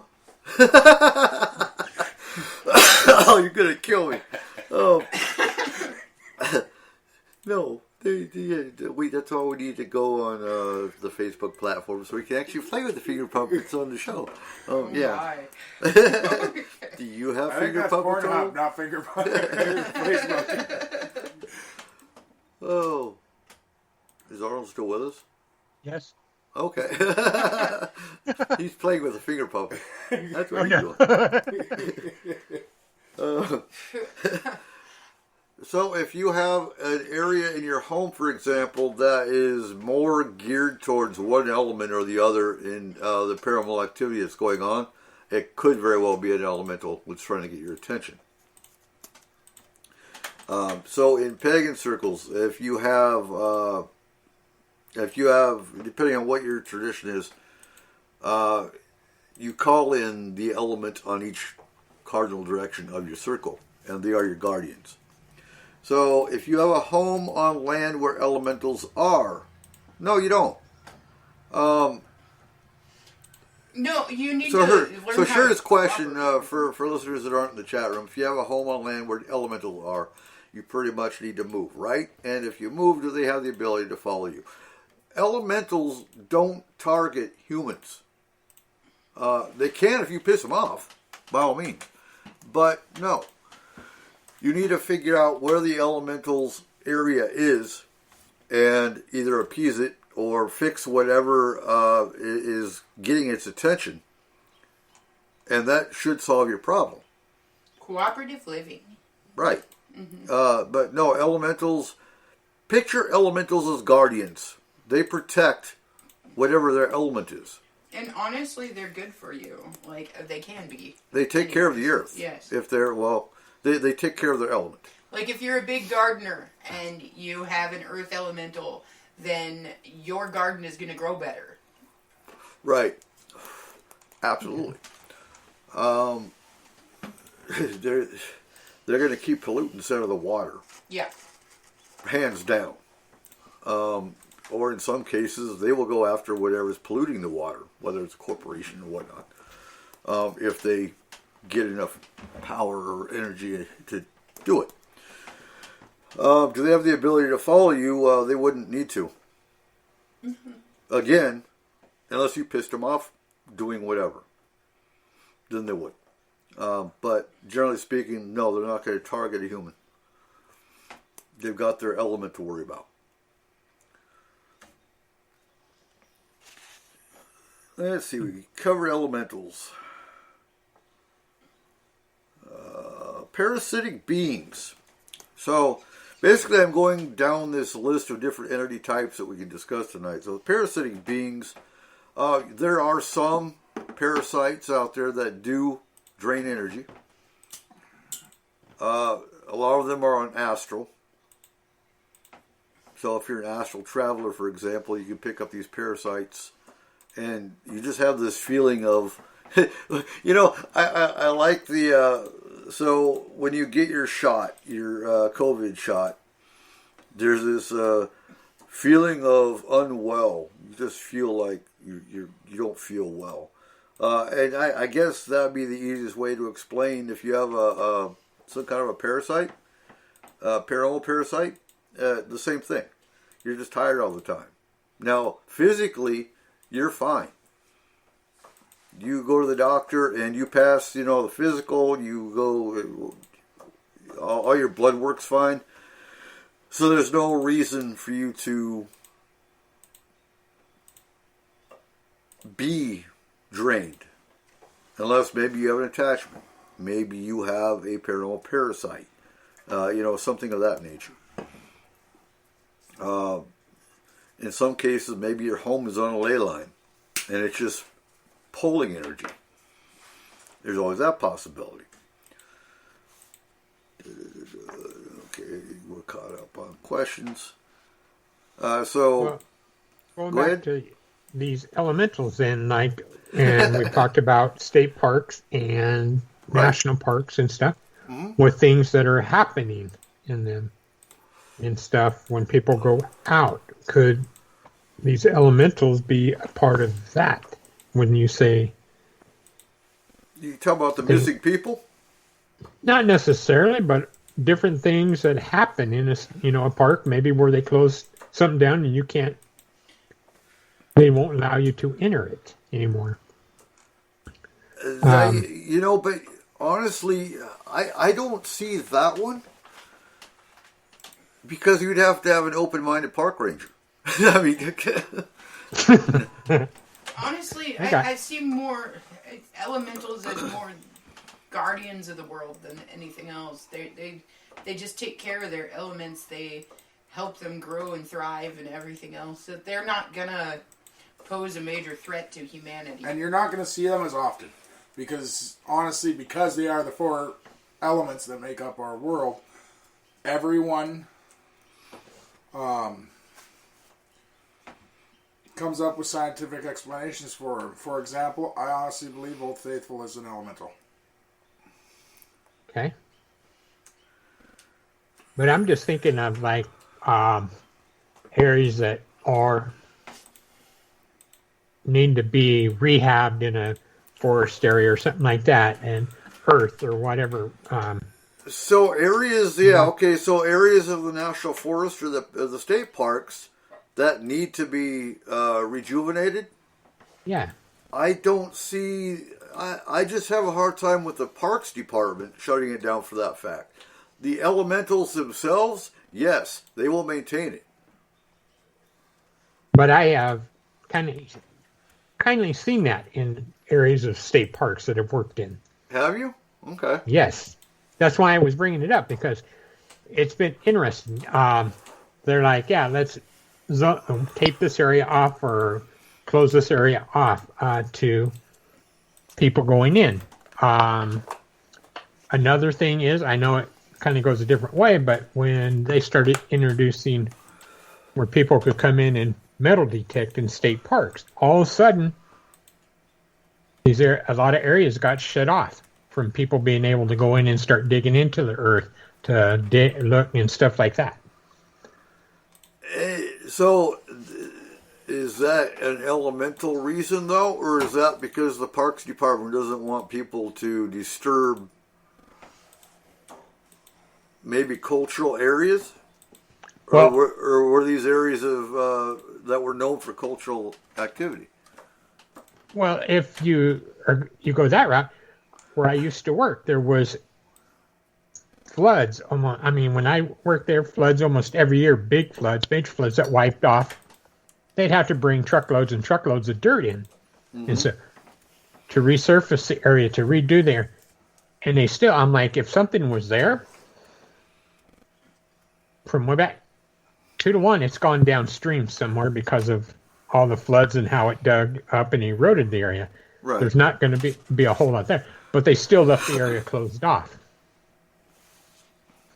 Oh.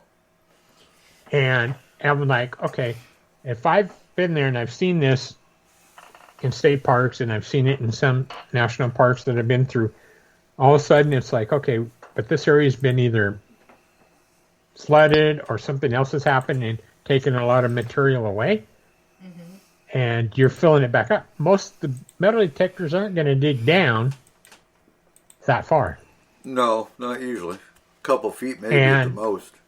Yeah, and to see stuff like this, and they're not going to dig in really heavy rocky areas and stuff like that. And I'm just like, all right. But it was just interesting to see what part of parks were shut down. Mm-hmm. Yeah. So... Who's doing the metal detecting? No, public. The public, okay.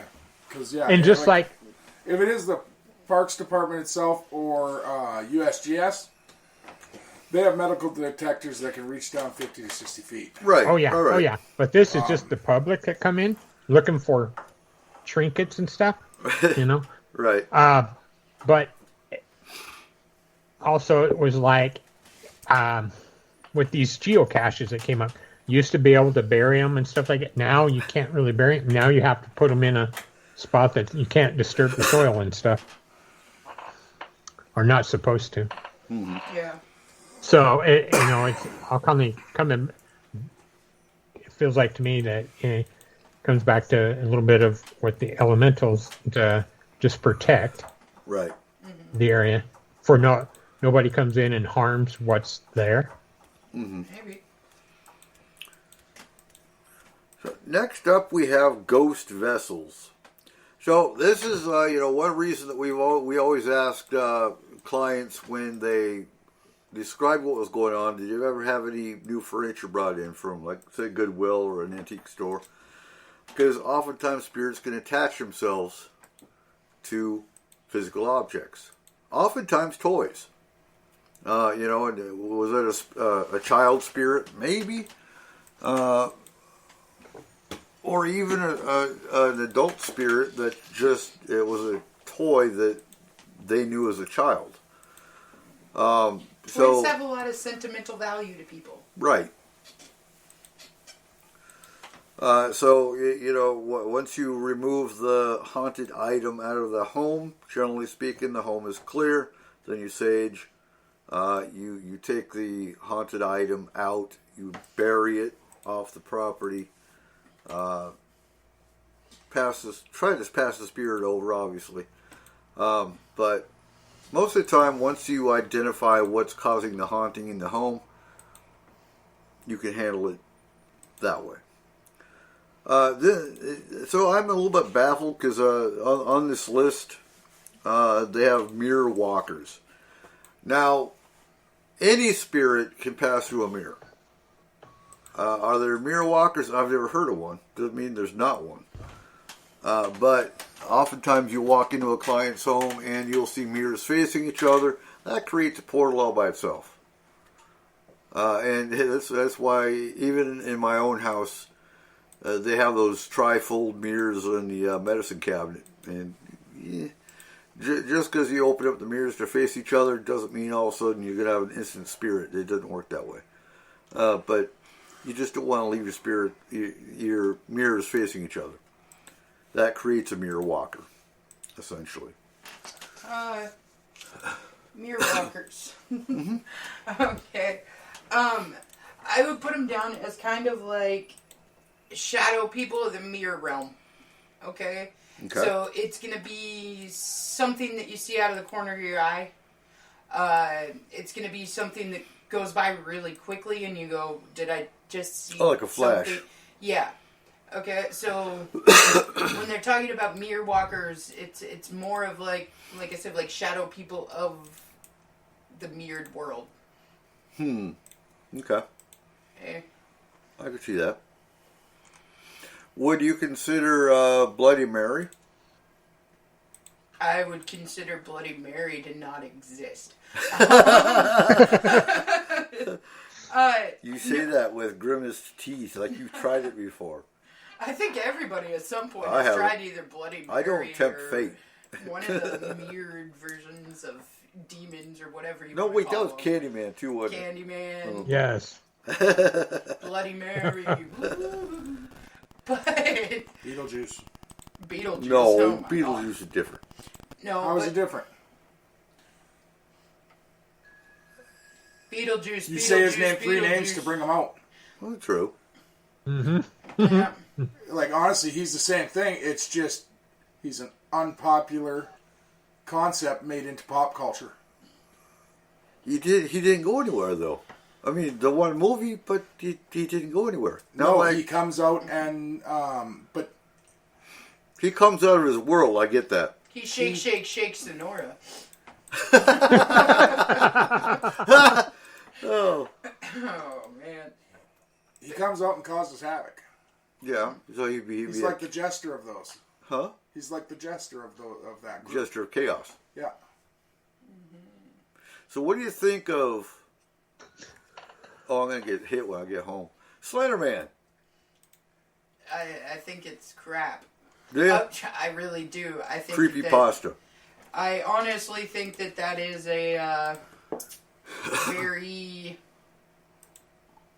sick young girl, and that she let stuff get to her head. And I don't. It was believe more than that- just one though. That's what's weird. So Slender Man. maybe a peer pressure. Yeah, I don't Yeah. think there's anything to him, honestly. I do not even think that he is a thought form. I think that he's an excuse. That could be. Oh, you're 'Cause kinda you don't- harsh, eh? Huh? She's kind of harsh. Yeah, okay. Call me harsh, but I don't think there's anything to Slender Man. It's possible. You don't hear about anything current, other than 2017 or 16. Yeah. A bunch of little girls said Slender Man told them to stab their friend, and then no more. Right. So if there's anything to it, you would think there'd be more. What's the audience in the chat room think? I don't know. What else we got on that list? List is done. Oh. So now we're going to talk about, and actually we have about 10 minutes left of second hour. So attachments. We'll talk about different types of attachments. So if, and we've had cases where the client would call after we cleared the house and, okay, Sherry's with you. She says, I don't either. I think it's a movie thing. But it was actually... They didn't come out with the movie until about 3 years after Slender Man actually made it mainstream. And not even so much mainstream, it was creepypasta. So Chupacabra, she wants to know about Chupacabra. Chupacabra.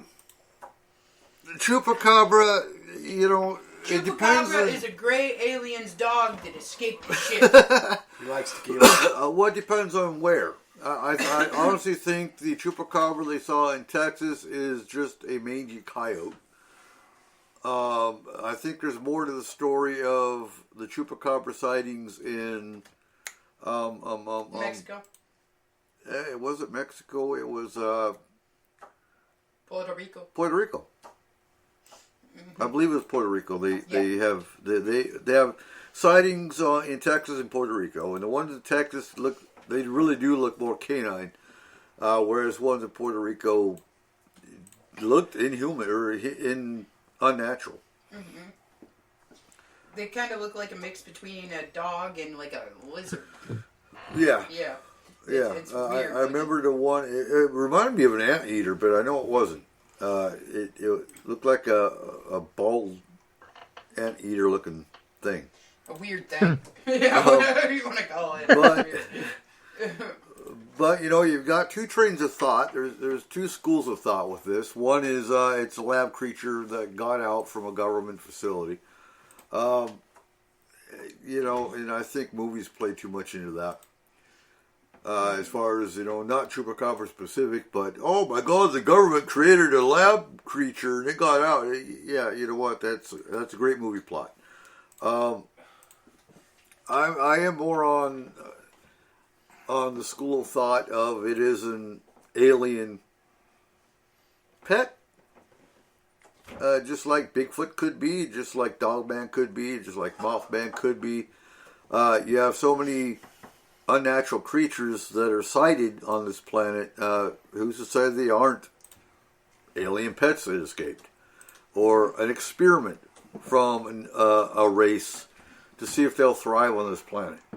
Or genetic manipulation by an alien race. Right. Yeah.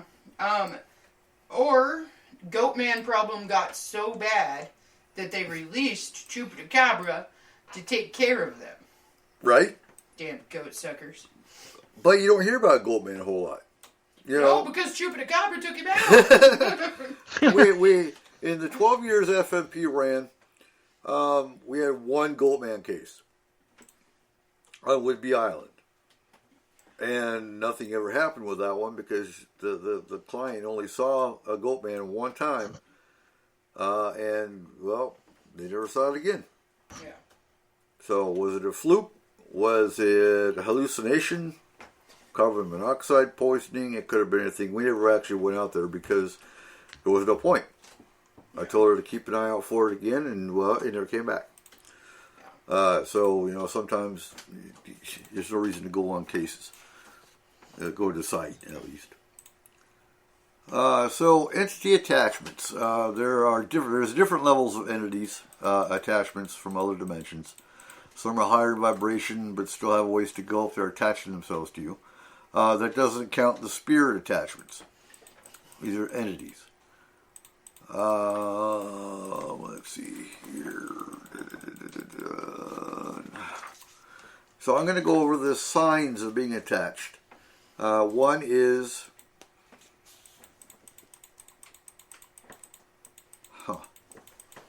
feelings of obsession towards another person. So what I like doing, folks, is pulling up notes from different sources, and we kind of pick them apart. If they make sense, if they make sense based on what we've experienced, or if they're just kind of out there, then yeah, they're just kind of out there.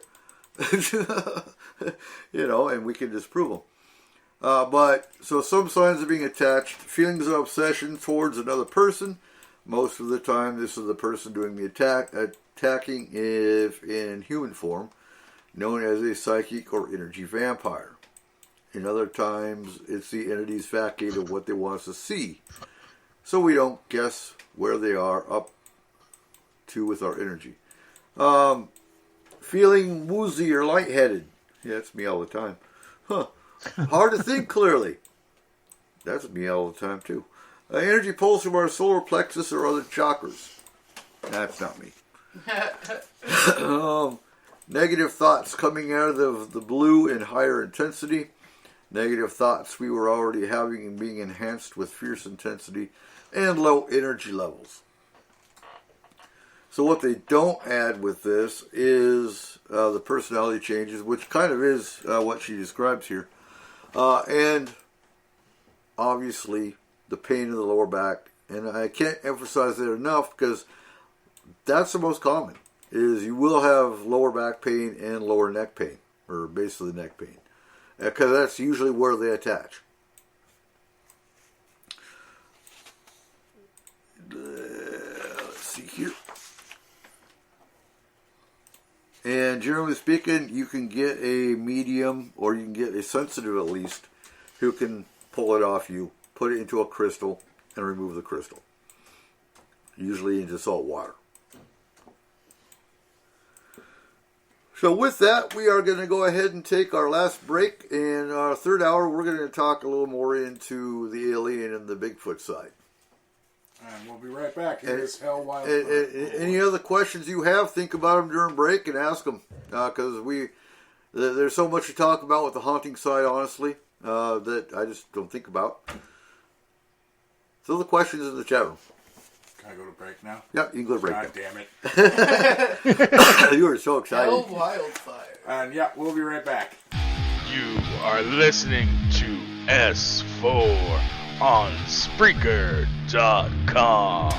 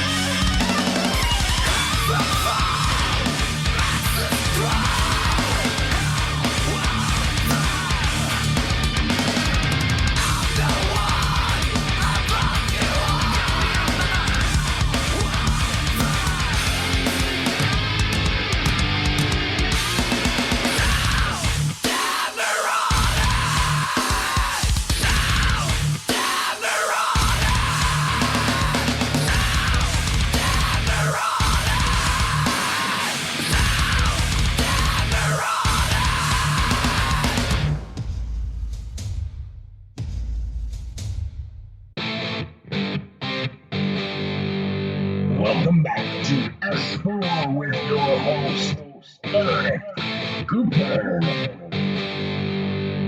And welcome back to S4 as we last hour of tonight's show, and so we are going to switch topics here and talk about, because we've talked about haunting emergencies for the last 2 hours. Now we're going to talk a little more about Bigfoot and some of the woodlands type stuff. So, honestly, this is kind of a gray area. I don't.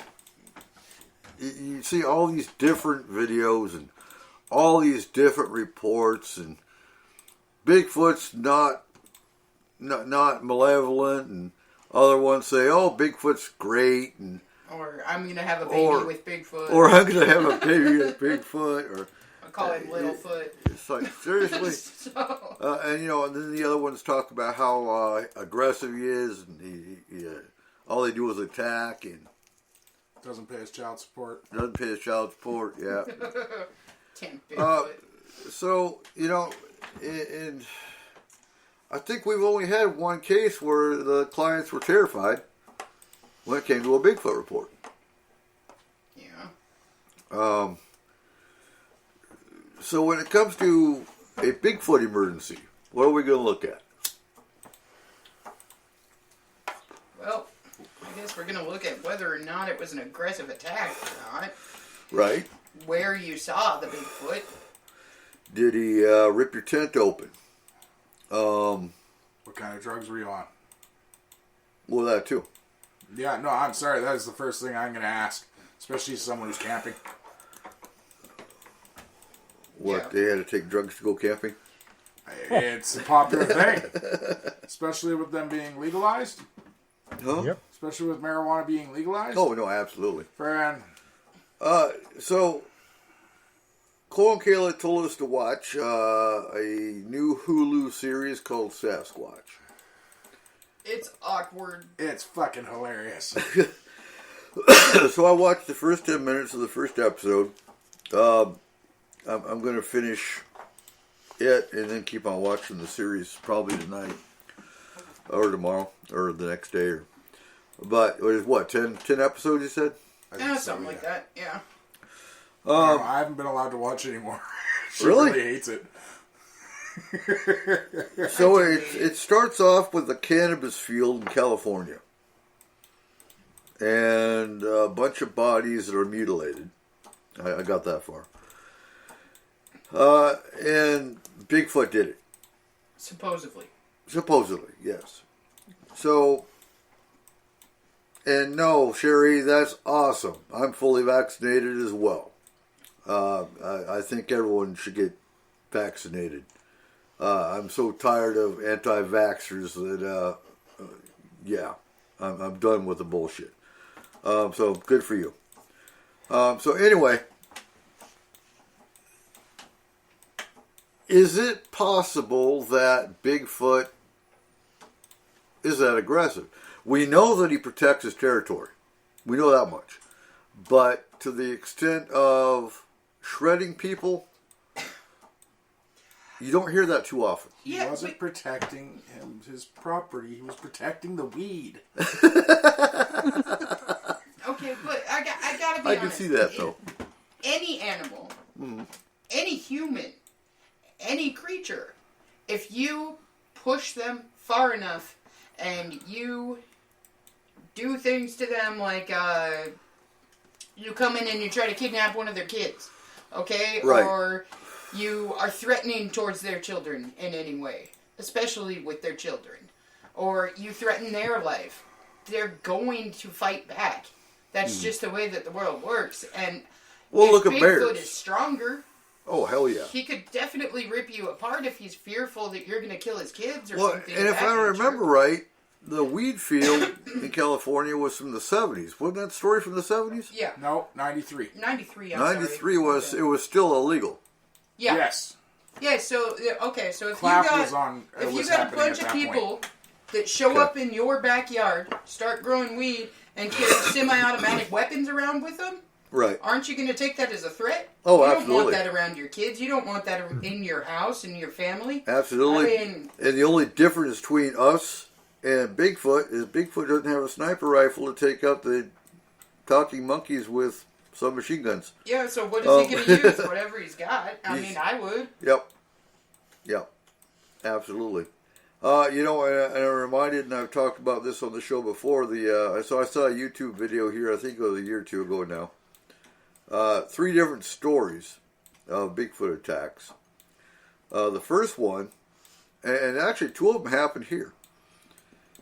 I believe one was in Arlington. The other one was in Granite Falls. The third one was in Oregon. But I have a hard time with the first one because so there's these 2 kids and they're playing with a BB gun out in the woods. And they got chased by a Bigfoot all the way back to their cabin. And they're hiding in the kitchen. And the Bigfoot's pounding on the door. Now, I have a hard time with that because, I'm sorry, if a Bigfoot's pounding on a log cabin door, he could have ripped it off if he wanted to. Yes, but, okay, the only reason that I say this could be credible, okay, is if you got, okay, so let's say, again, if a bunch of kids are on my property shooting around their BB guns and whatever, okay, I'm not going to harm them. They're children. Am I going to scare them off my property? Potentially. Okay, depending on what it is. So if he was just chasing them to put the fear in them, don't come back here, That could be. That could be. then he would But do he something smashed of the nature. garbage cans. Yeah, but he didn't hurt them. He scared them enough and let them know that he could potentially hurt them Right. if they were to come back and start shooting around his property again. The second one, again, is stupid. It's these 2 women. They went hiking up in the mountains. And they see this huge monstrosity of a house. Not a house, but logs. There's basically a log lean-to structure that's about, 10, 15 foot tall. And they go in it. And they smell dead bodies, and they smell rotten flesh, and, they kind of get freaked out, obviously, and they run out, and Bigfoot chases them all the way down the mountain. Again, they went in his house. So, you can't blame him for that. Was that an aggressive move on his part? No, okay, so I think of the old man sitting on his porch saying, "Get off my lawn!" Okay? Oh, no, he said it wrong. Just, get off my land! Yeah, there you anyway. go. But, he's going to put the fear of God in those people. Gran Torino. But he's not going to hurt them if they're not physically trying to hurt him or his family or anything. Right. I think it would be just like any other person. You're going to freak somebody out and be like, "Hey, what are you doing here? Go away." But you're not necessarily going to attack them. Now, when you take it to the worst case scenario of missing 401, I really don't think Bigfoot's taking people. I don't think he's killing people as far as the missing people go. What's your thoughts on that? Do you think it's possible? I do think it's possible. Yeah, I do. I think it would be. And it goes back to what were they doing in his home territory? Were they creating havoc or whatever, or messing with something of his, or destroying something of his? Mm-hmm.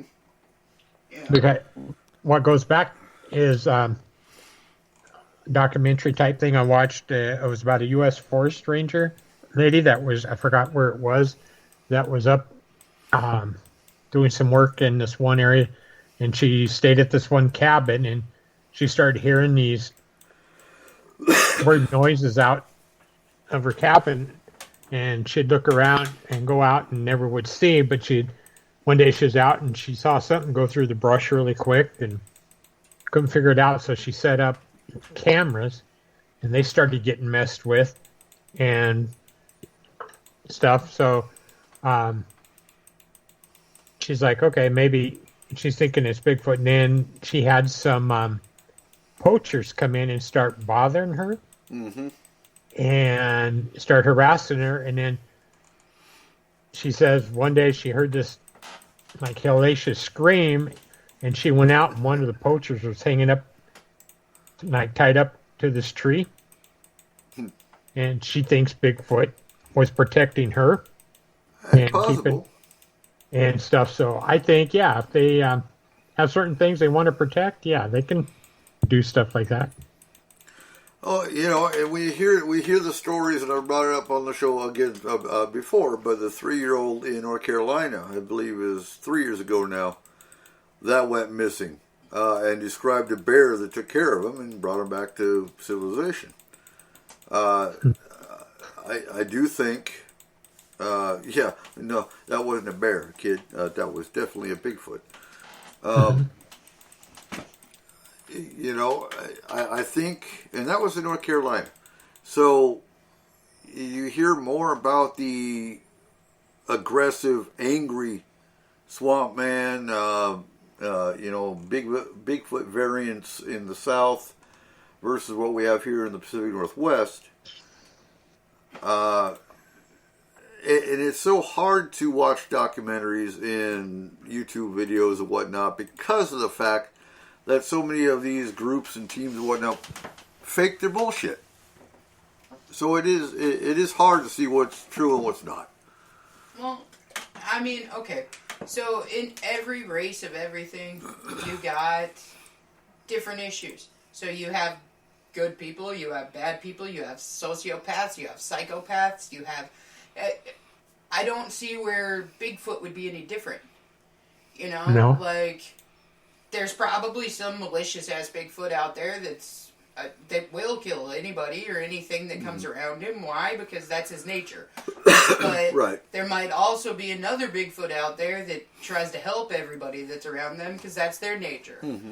And I think just like in humanity, it has a lot to do with your mind and your upbringing. Like, if you were told from a young age that humans are bad because they killed your grandfather. And that's a good point. Okay, then you're going to be growing up thinking that all humans are bad. We know there's family units here in Mount Baker area.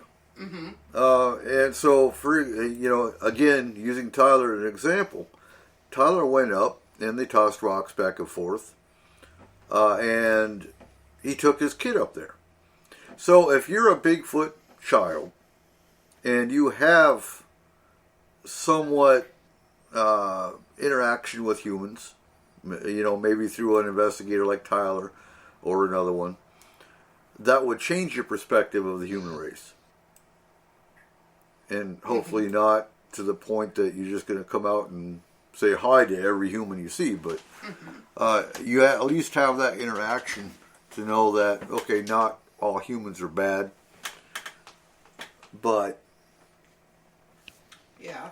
And that's what I'm saying, is that if you are taught one thing from a young child or from a young Bigfoot, whatever it is, and you are told that stay away from humans, humans are bad, humans kill things, humans are destructive, and that is what you're told, then that's what you're going to believe. Right. And you're going to Until continue you to prove pass otherwise. that on from generation to generation. Just like if one of these Bigfoot families, let's say, had an interaction with a human where all humans are good. So it's just like when we talk about the difference between abductees and contactees.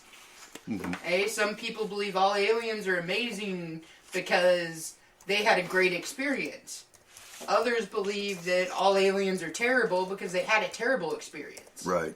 So they're going to pass that down through generation and generation too. So you'll create two different spectrums. People that believe that all aliens are good, people that believe that all aliens are bad. It's the way that human nature works. So I don't see where that would be very different in the animal kingdom either. Like whether he's a big monkey or whether he's a offshoot of humanity or whether he's a supernatural creature.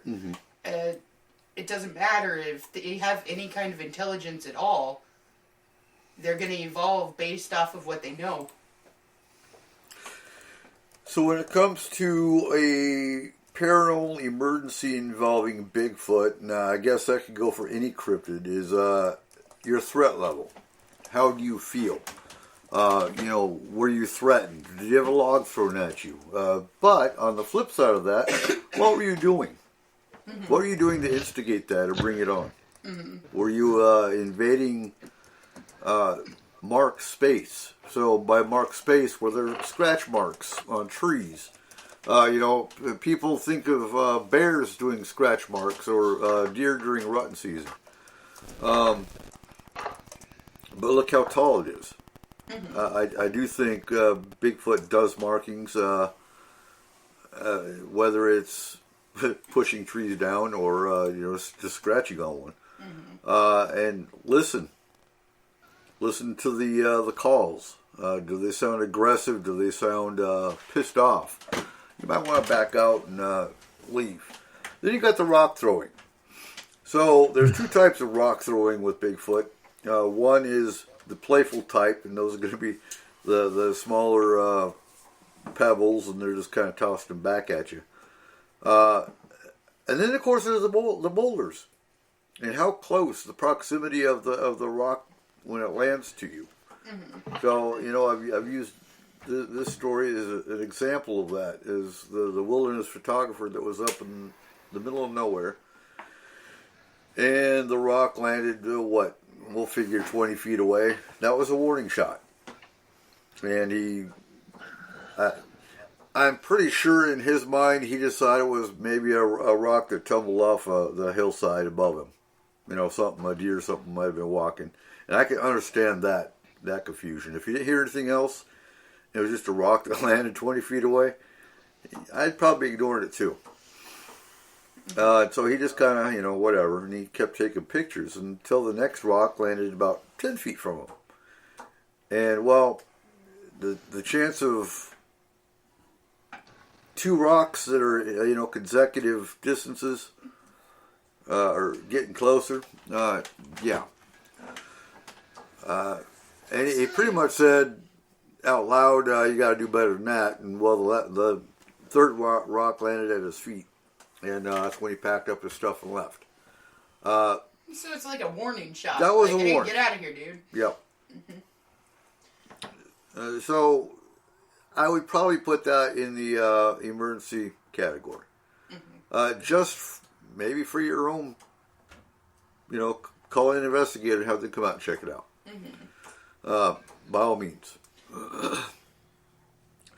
So now, flipping it over to the UFO side, what constitutes a UFO emergency? Obviously, a crash craft.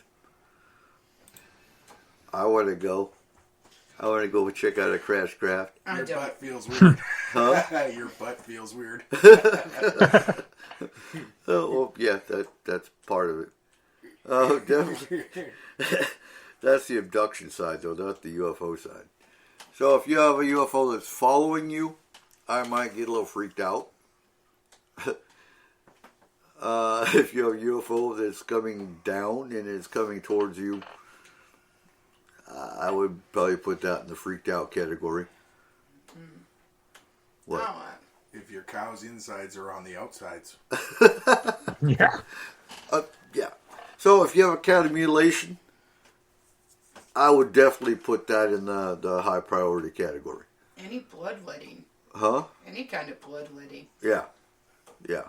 Anything where it's exsanguinated. I mean, I would put that in the Dead paranormal animals. emergency. Of So some kind. dead animals. So let's talk about that for a second. Dead animals in general. If you have a series of dead animals, you might want to call that in any way for a biological hazard, not just the paranormal. Have the CDC or your local health department check that one out, especially if you have a bunch of birds that are dead. I wouldn't put that in the paranormal category. But yeah, insanguination, cow mutilation, or any animal mutilation in general. That could be occult activity. Now we've got that here in Clear Lake for locals. There is a local cult in Clear Lake that I know for a fact has been known to cut off animals' heads and leave them in sacrificial positions.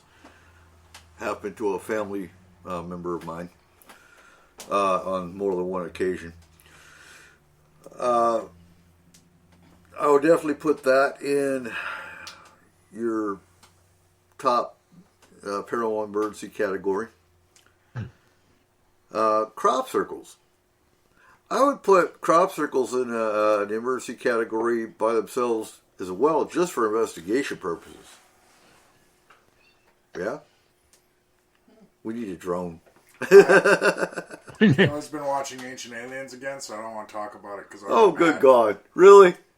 I think you're done with that show. I am. I get bored. I watch things over and over again. What? Blacklist. Blacklist is a good choice. Already seen it. The whole show? I've got 2 more episodes left. Yeah. Damn, you're ahead of me. Okay. Is he really your dad? Hey, no, we're not doing that on air. Come on. Oh, okay. Yeah. Okay.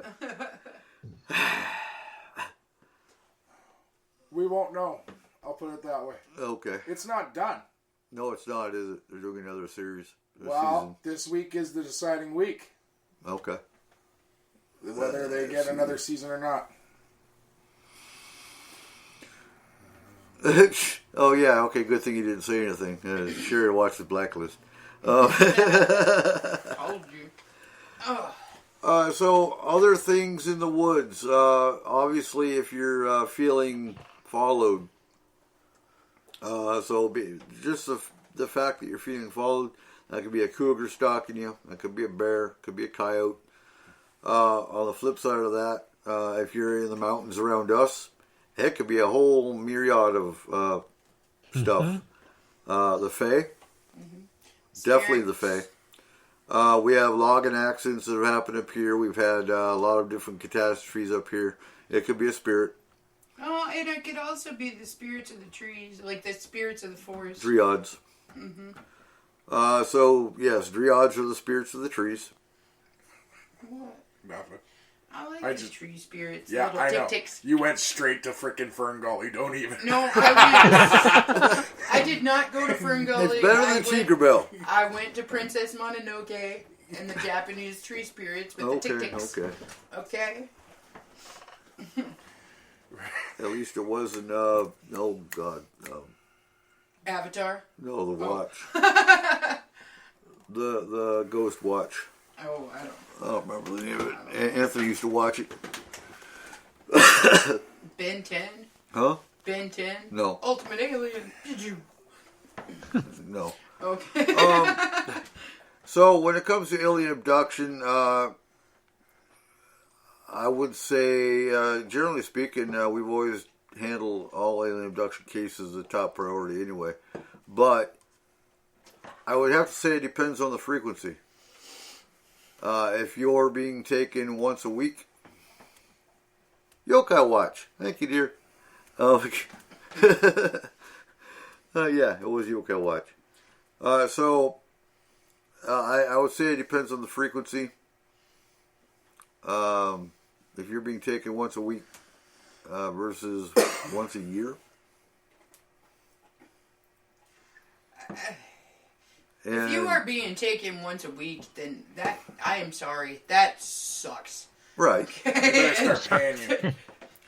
There is no other way to put that. I couldn't even imagine being taken by aliens once a week. That would be insanity. And again, with any one of these, when it comes to paranormal emergencies, we always tell you to start a dream journal. Or not just a dream journal, but a journal in general. And that's where you want to write the date, the time, the weather, because the weather does have an influence.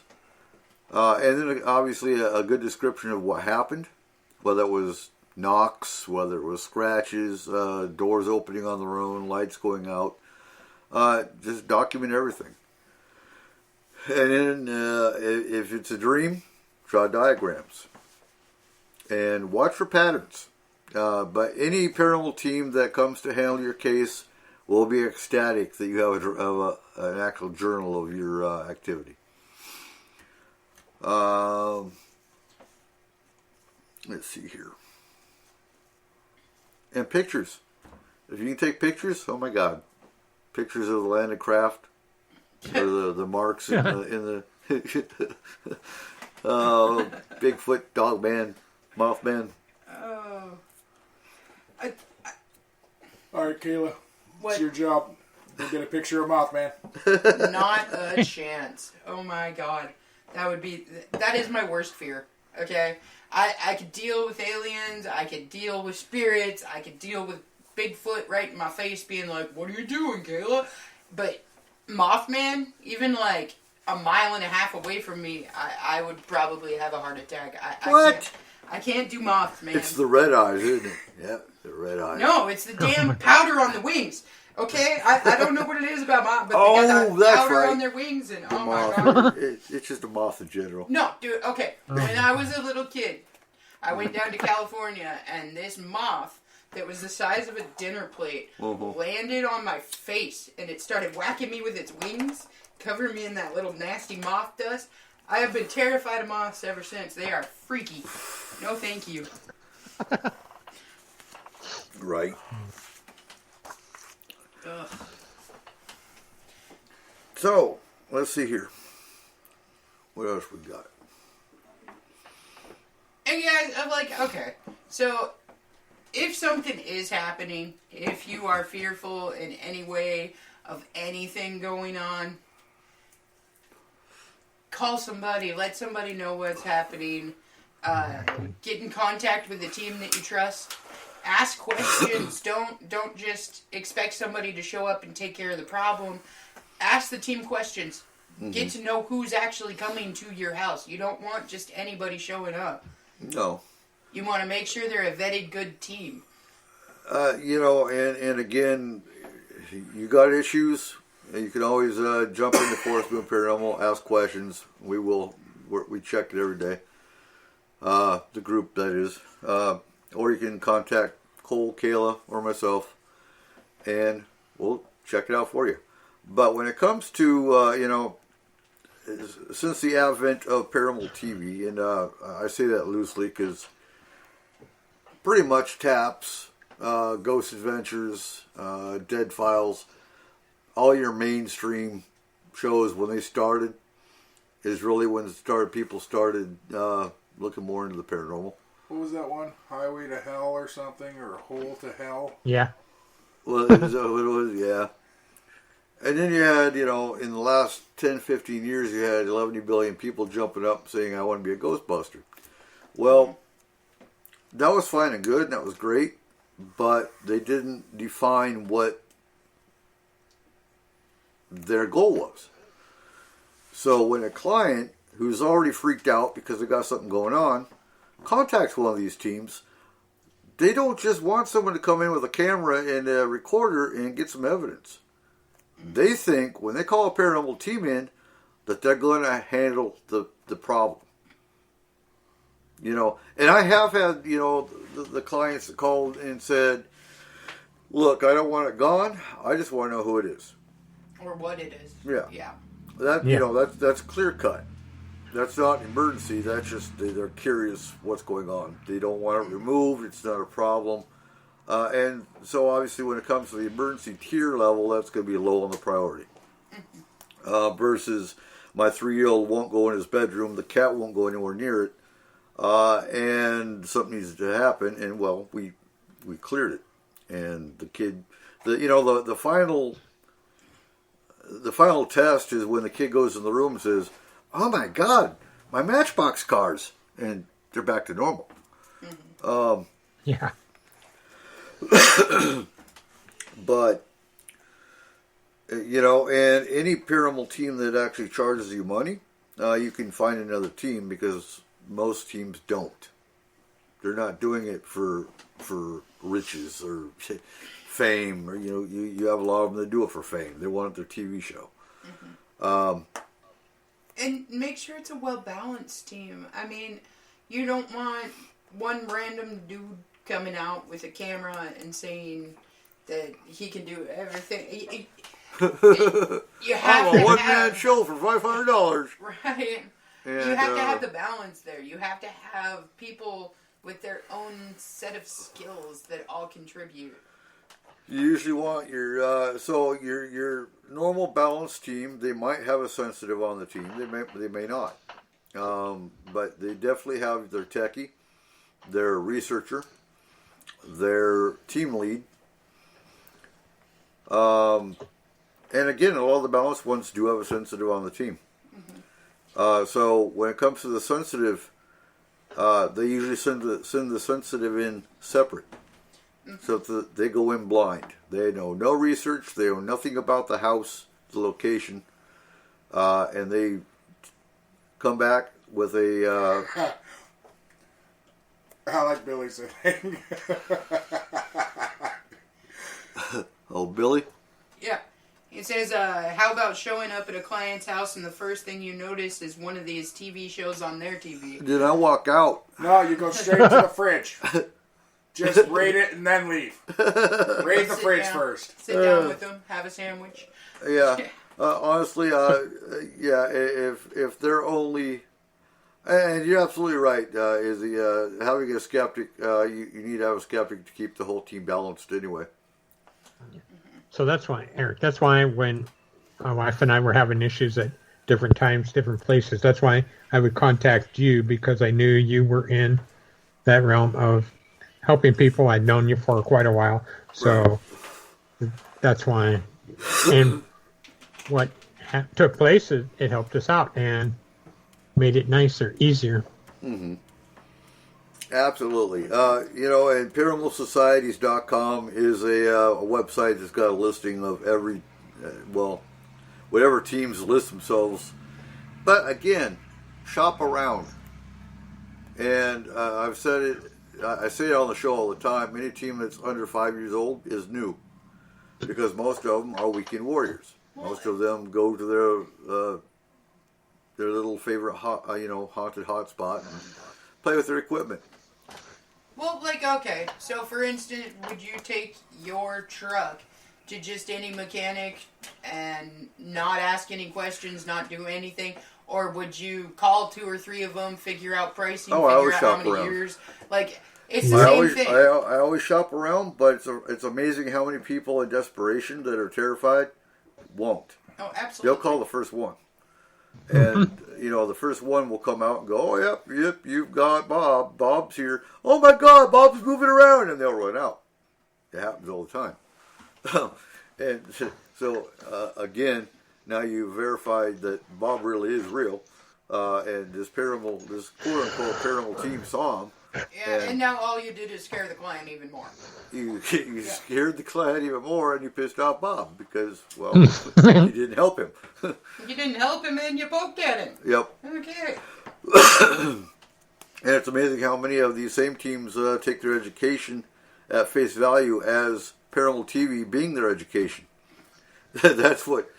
But you know, Billy, you bring up a good point. I do think I was asked earlier today by a friend of mine if paranormal TV instigates paranormal activity in a home, and I do think it's possible.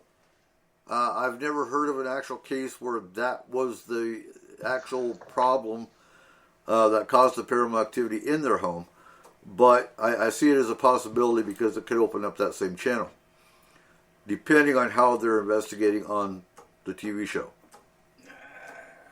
If they actually have a real SP7, for example, going on the TV, we know paranormal is influenced by electronics. We know the paranormal can come through your computer chat room when you're actually handling a case. That's happened. So, can it come through your TV? I think it can. I think it's rare. But if we used to go to a client's home and they were watching Ghost Adventures, I'd probably walk out. I don't know. They might be watching it just to try to figure out what they're supposed to be doing. And that's the worst thing you can do. If you don't know what you're doing, don't copy what they do on TV to try to get rid of your own spirit. Yeah, but like you said, I mean, in desperate times call for desperate measures. And if you don't know what you are doing, then you're looking for anything and anybody that can help you out. Then you could potentially be trying your own thing too. I mean, there's plenty of people that Wikipedia something and think they know everything about it. So, I mean... Wikipedia. So that wouldn't necessarily mean that there wasn't something there, that they didn't still need help. I think if they started bringing up the fact that, I don't know, because they saw this guy do this and it happened in this way, it must be happening to them, more of like hysteria or paranoia or something of that nature, well then, yeah, that's not a case. That's you letting something get into your head. Right. And becoming fearful because you saw it. Well, you made it you made it happen through your own fear. Yeah. Absolutely.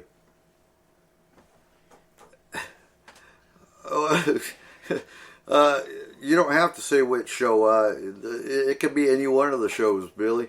So Billy's saying, "Haha, I didn't say which show," but no, there's a lot of shows that are. Yeah. There's some interesting ones out there. I'll give it that. I'm trying to think of so there's a show. This happened to me. That doesn't sound right. When Ghosts Attack. Oh God. Okay. When Ghosts Attack is interesting, but I found myself getting pissed off because people would leave their house. It's like, why? You don't have to leave your house. You find the right team that can actually help you remove what's going on, and you don't gotta leave. I don't know. I gotta be perfectly honest. I've seen certain places that I would probably leave. Now, if you're in, so if your house, and the other thing you gotta look at is, and that's where your research comes in, is it attached to you? Is it following you from place to place? Second, is it attached to the house because they lived there at one point in time? Or is it attached to the furniture? Was it a pre-furnished house? Or is it attached to the land? We've had all four of these on many cases we've done. So I have a question for you guys. Sure. Did a big truck just go by where you guys are at? Yeah. Yeah. Okay, that was weird. It was like this. It was a type of growly sound in the headphones. Right. Oh, dude, wait until the 4th of July comes closer. You're going to start hearing booms. We were talking about that. But that the was other just day. weird. It was like, and then it went away. And I'm like, what the heck happened? Yeah. Uh, Okay, but I gotta be honest. So if I was having some major issues in my home and some paranormal team were to come in and they were to straight up tell me that there was like some weird portal to hell that was opening up underneath my house and it was making everything in it possessed, and then there's shadow walkers and there's this and there's that. Okay, like all of these things. Yes, okay, it might be a possibility that you can clear them, but for my own peace of mind, I think I'd move. I'm just saying, like, in certain circumstances, right. Why risk it? Like, if you have the means to get out of there, I'm not saying that everybody does. No, but that's a valid point, because once you have that preconceived notion that just because they closed it doesn't mean it's not going to open again. Yeah, that's I mean, the fear honestly, a lot of people are going to have. You're living in that fear. If you had the means to do it, and it wasn't that you weren't able to do this, it was just that whatever. Then I don't see the problem with certain people picking up and leaving and saying, you know what? No, I don't want any part of this. I don't want to deal with the Fae in my backyard. I do not want to deal with the portal to hell opening under my feet. I'm gonna move. I'm out. And there are some areas that you can't close. If it's a land-based issue, for example, there are some points on the planet, or something happened in a certain area that you will never be able to close. You'll never be able to, whether it's a natural fault or a natural energy point, because two streams cross each other and have crystals. There are certain areas that never should have had a house built on. Right, and I gotta say, like me, for instance, all of these things could be happening, and I'd be like, whatever, it's cool. But again, it depends on what you are the most fearful of as well.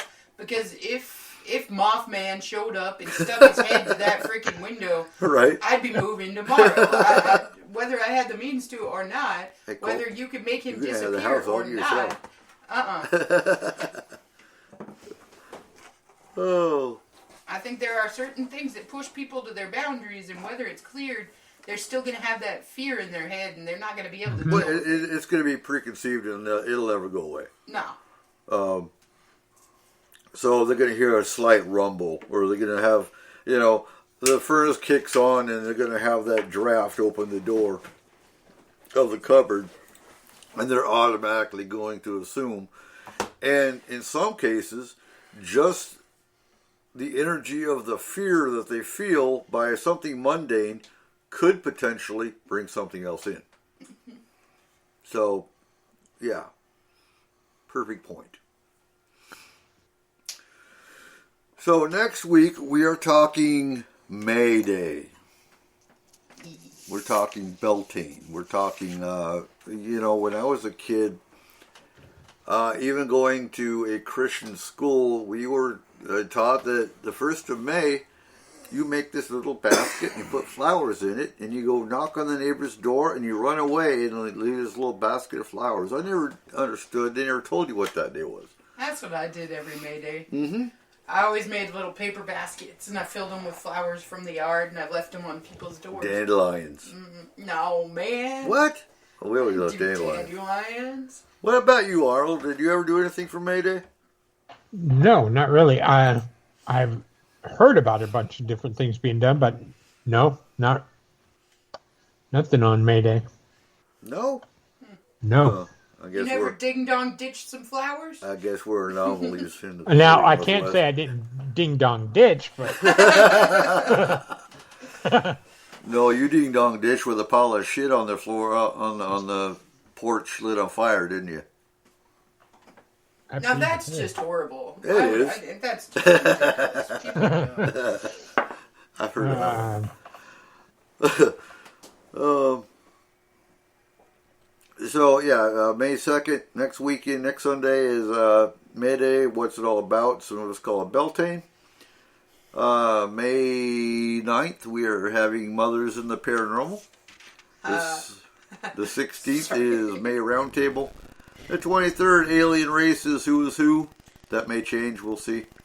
And May 30th, again, there is no show. We are having a Memorial Day weekend celebration. So there won't be a show on May 30th. So, again, if you have a paranormal emergency, you can always contact FMP. Look for it on Facebook. Join the group. I know some people, they post on the page or send us a message through the page. We still do get that. But, again, we only do local cases as far as in Washington State. What? How about in, like, Skagit our County? 3 counties? Oh, Skagit, Snohomish, Whatcom Island will be about the range that we go. We are still planning on some Bigfoot trips. There's a couple of events that we might be going to. Well, one for sure, Marble Mount Sasquatch Festival. Yes, and hopefully we'll get Sevilla on here pretty quick. Huh? Hopefully we'll get Sevilla on here quick to talk about it. Sevilla, if you're listening, we need to get you on the show so we can talk Bigfoot and her Bigfoot experiences and why she put on the Marble Mount Festival. Because I know there's a story behind that. There always is. Absolutely. And S4 will be attending with a booth. And there's another event that I'm not going to talk about just yet, but we might be at that as well. All right. Is your garden in? What? Mine? Yeah. I don't have a frickin' garden. Cole doesn't. I don't do that. Cole doesn't garden. Cole. No, I don't. My garden is in. So Yes. is ours. Ours is pretty much in. That produces those useless things they call vegetables. Are you doing a garden, Arnold? No, we're in an apartment. I'm actually waiting for some planter things that I ordered to get here so we can put it out on our patio. Oh, no, that's why. I knew you were in an apartment, but I figured you could do a patio garden. Yeah, no, as soon as those get here. Yeah, so we get here, we can do that and like growing lettuce out of them, strawberries and stuff, and rhubarb chard. I think most of our stuff is already planted. The chickens are laying eggs now. Finally, I was getting pissed off Because you threatened them. I did. I took an axe out there and said, "Yeah, you're all going to go in the freezer." And all of a sudden, they started laying eggs. That was so. Yeah, finally, at least 2 of them are. The other ones are getting the gumption to do it. I have a recipe to share with people. Do you? Yeah, it's how to prepare any vegetable. Okay. So first you take it out of its packaging. And then you throw the fucker in the garbage and eat a goddamn steak. Ladies and gentlemen, follow me for more recipes. Oh my god. Okay. What? I like my corn and pumpkins. Yeah. Okay. Pumpkin pie. Damn it. You've never complained when I made steak, I'm just saying. Oh, and for our locals, we are growing ornamental corn in gourds. So I know in the Upriver Community Group that we run, every fall people are always looking for decorations. So we are planting ornamental corn and gourds to make a cornucopia. It's always fun stuff. I can't wait for fall. It's not even summer yet. But Whoa, anyway. yeah, wait a minute. Oh, and yes, thank you everyone for listening. Great show. You have any questions, you can always contact Cole, Kayla, or I, and we will get you an answer. Yeah, ladies and gentlemen, do not forget to visit the store on www.s-4radio.com. Get your things before they disappear, because they will be disappearing soon. And we will be going with a new format soon, but these items, this will be the last time you will see a lot of them. Yeah. Because we will start making them ourselves, and a lot of the stuff you can get on our site, you will not be able to get soon because I'm not making them. Get your apron. Get your Cole apron. Absolutely. While you can, because we are cutting back the storage just because, 1, we pay extra for that on the website, and 2, we have the means to make our own stuff now. So, we will see you next week for May Day. And y'all stay safe. Stay warm, because I know it is cooling off a little bit outside. It's down to the 60s. That's cool to me. And, as always, remember, keep your eyes to the skies. Ladies and gentlemen, thank you for joining us tonight on S4, the official voice of Forest Moon Paranormal. You can contact S4 through our website at www.s-4radio.com or on Facebook. Make sure you give us a like on our page and join the Forest Moon Paranormal group. If you are interested in advertising, take a look at our packages and contact Cole or Eric at 1-360-999-2830. Again, thank you. And remember, keep your eyes to the sky.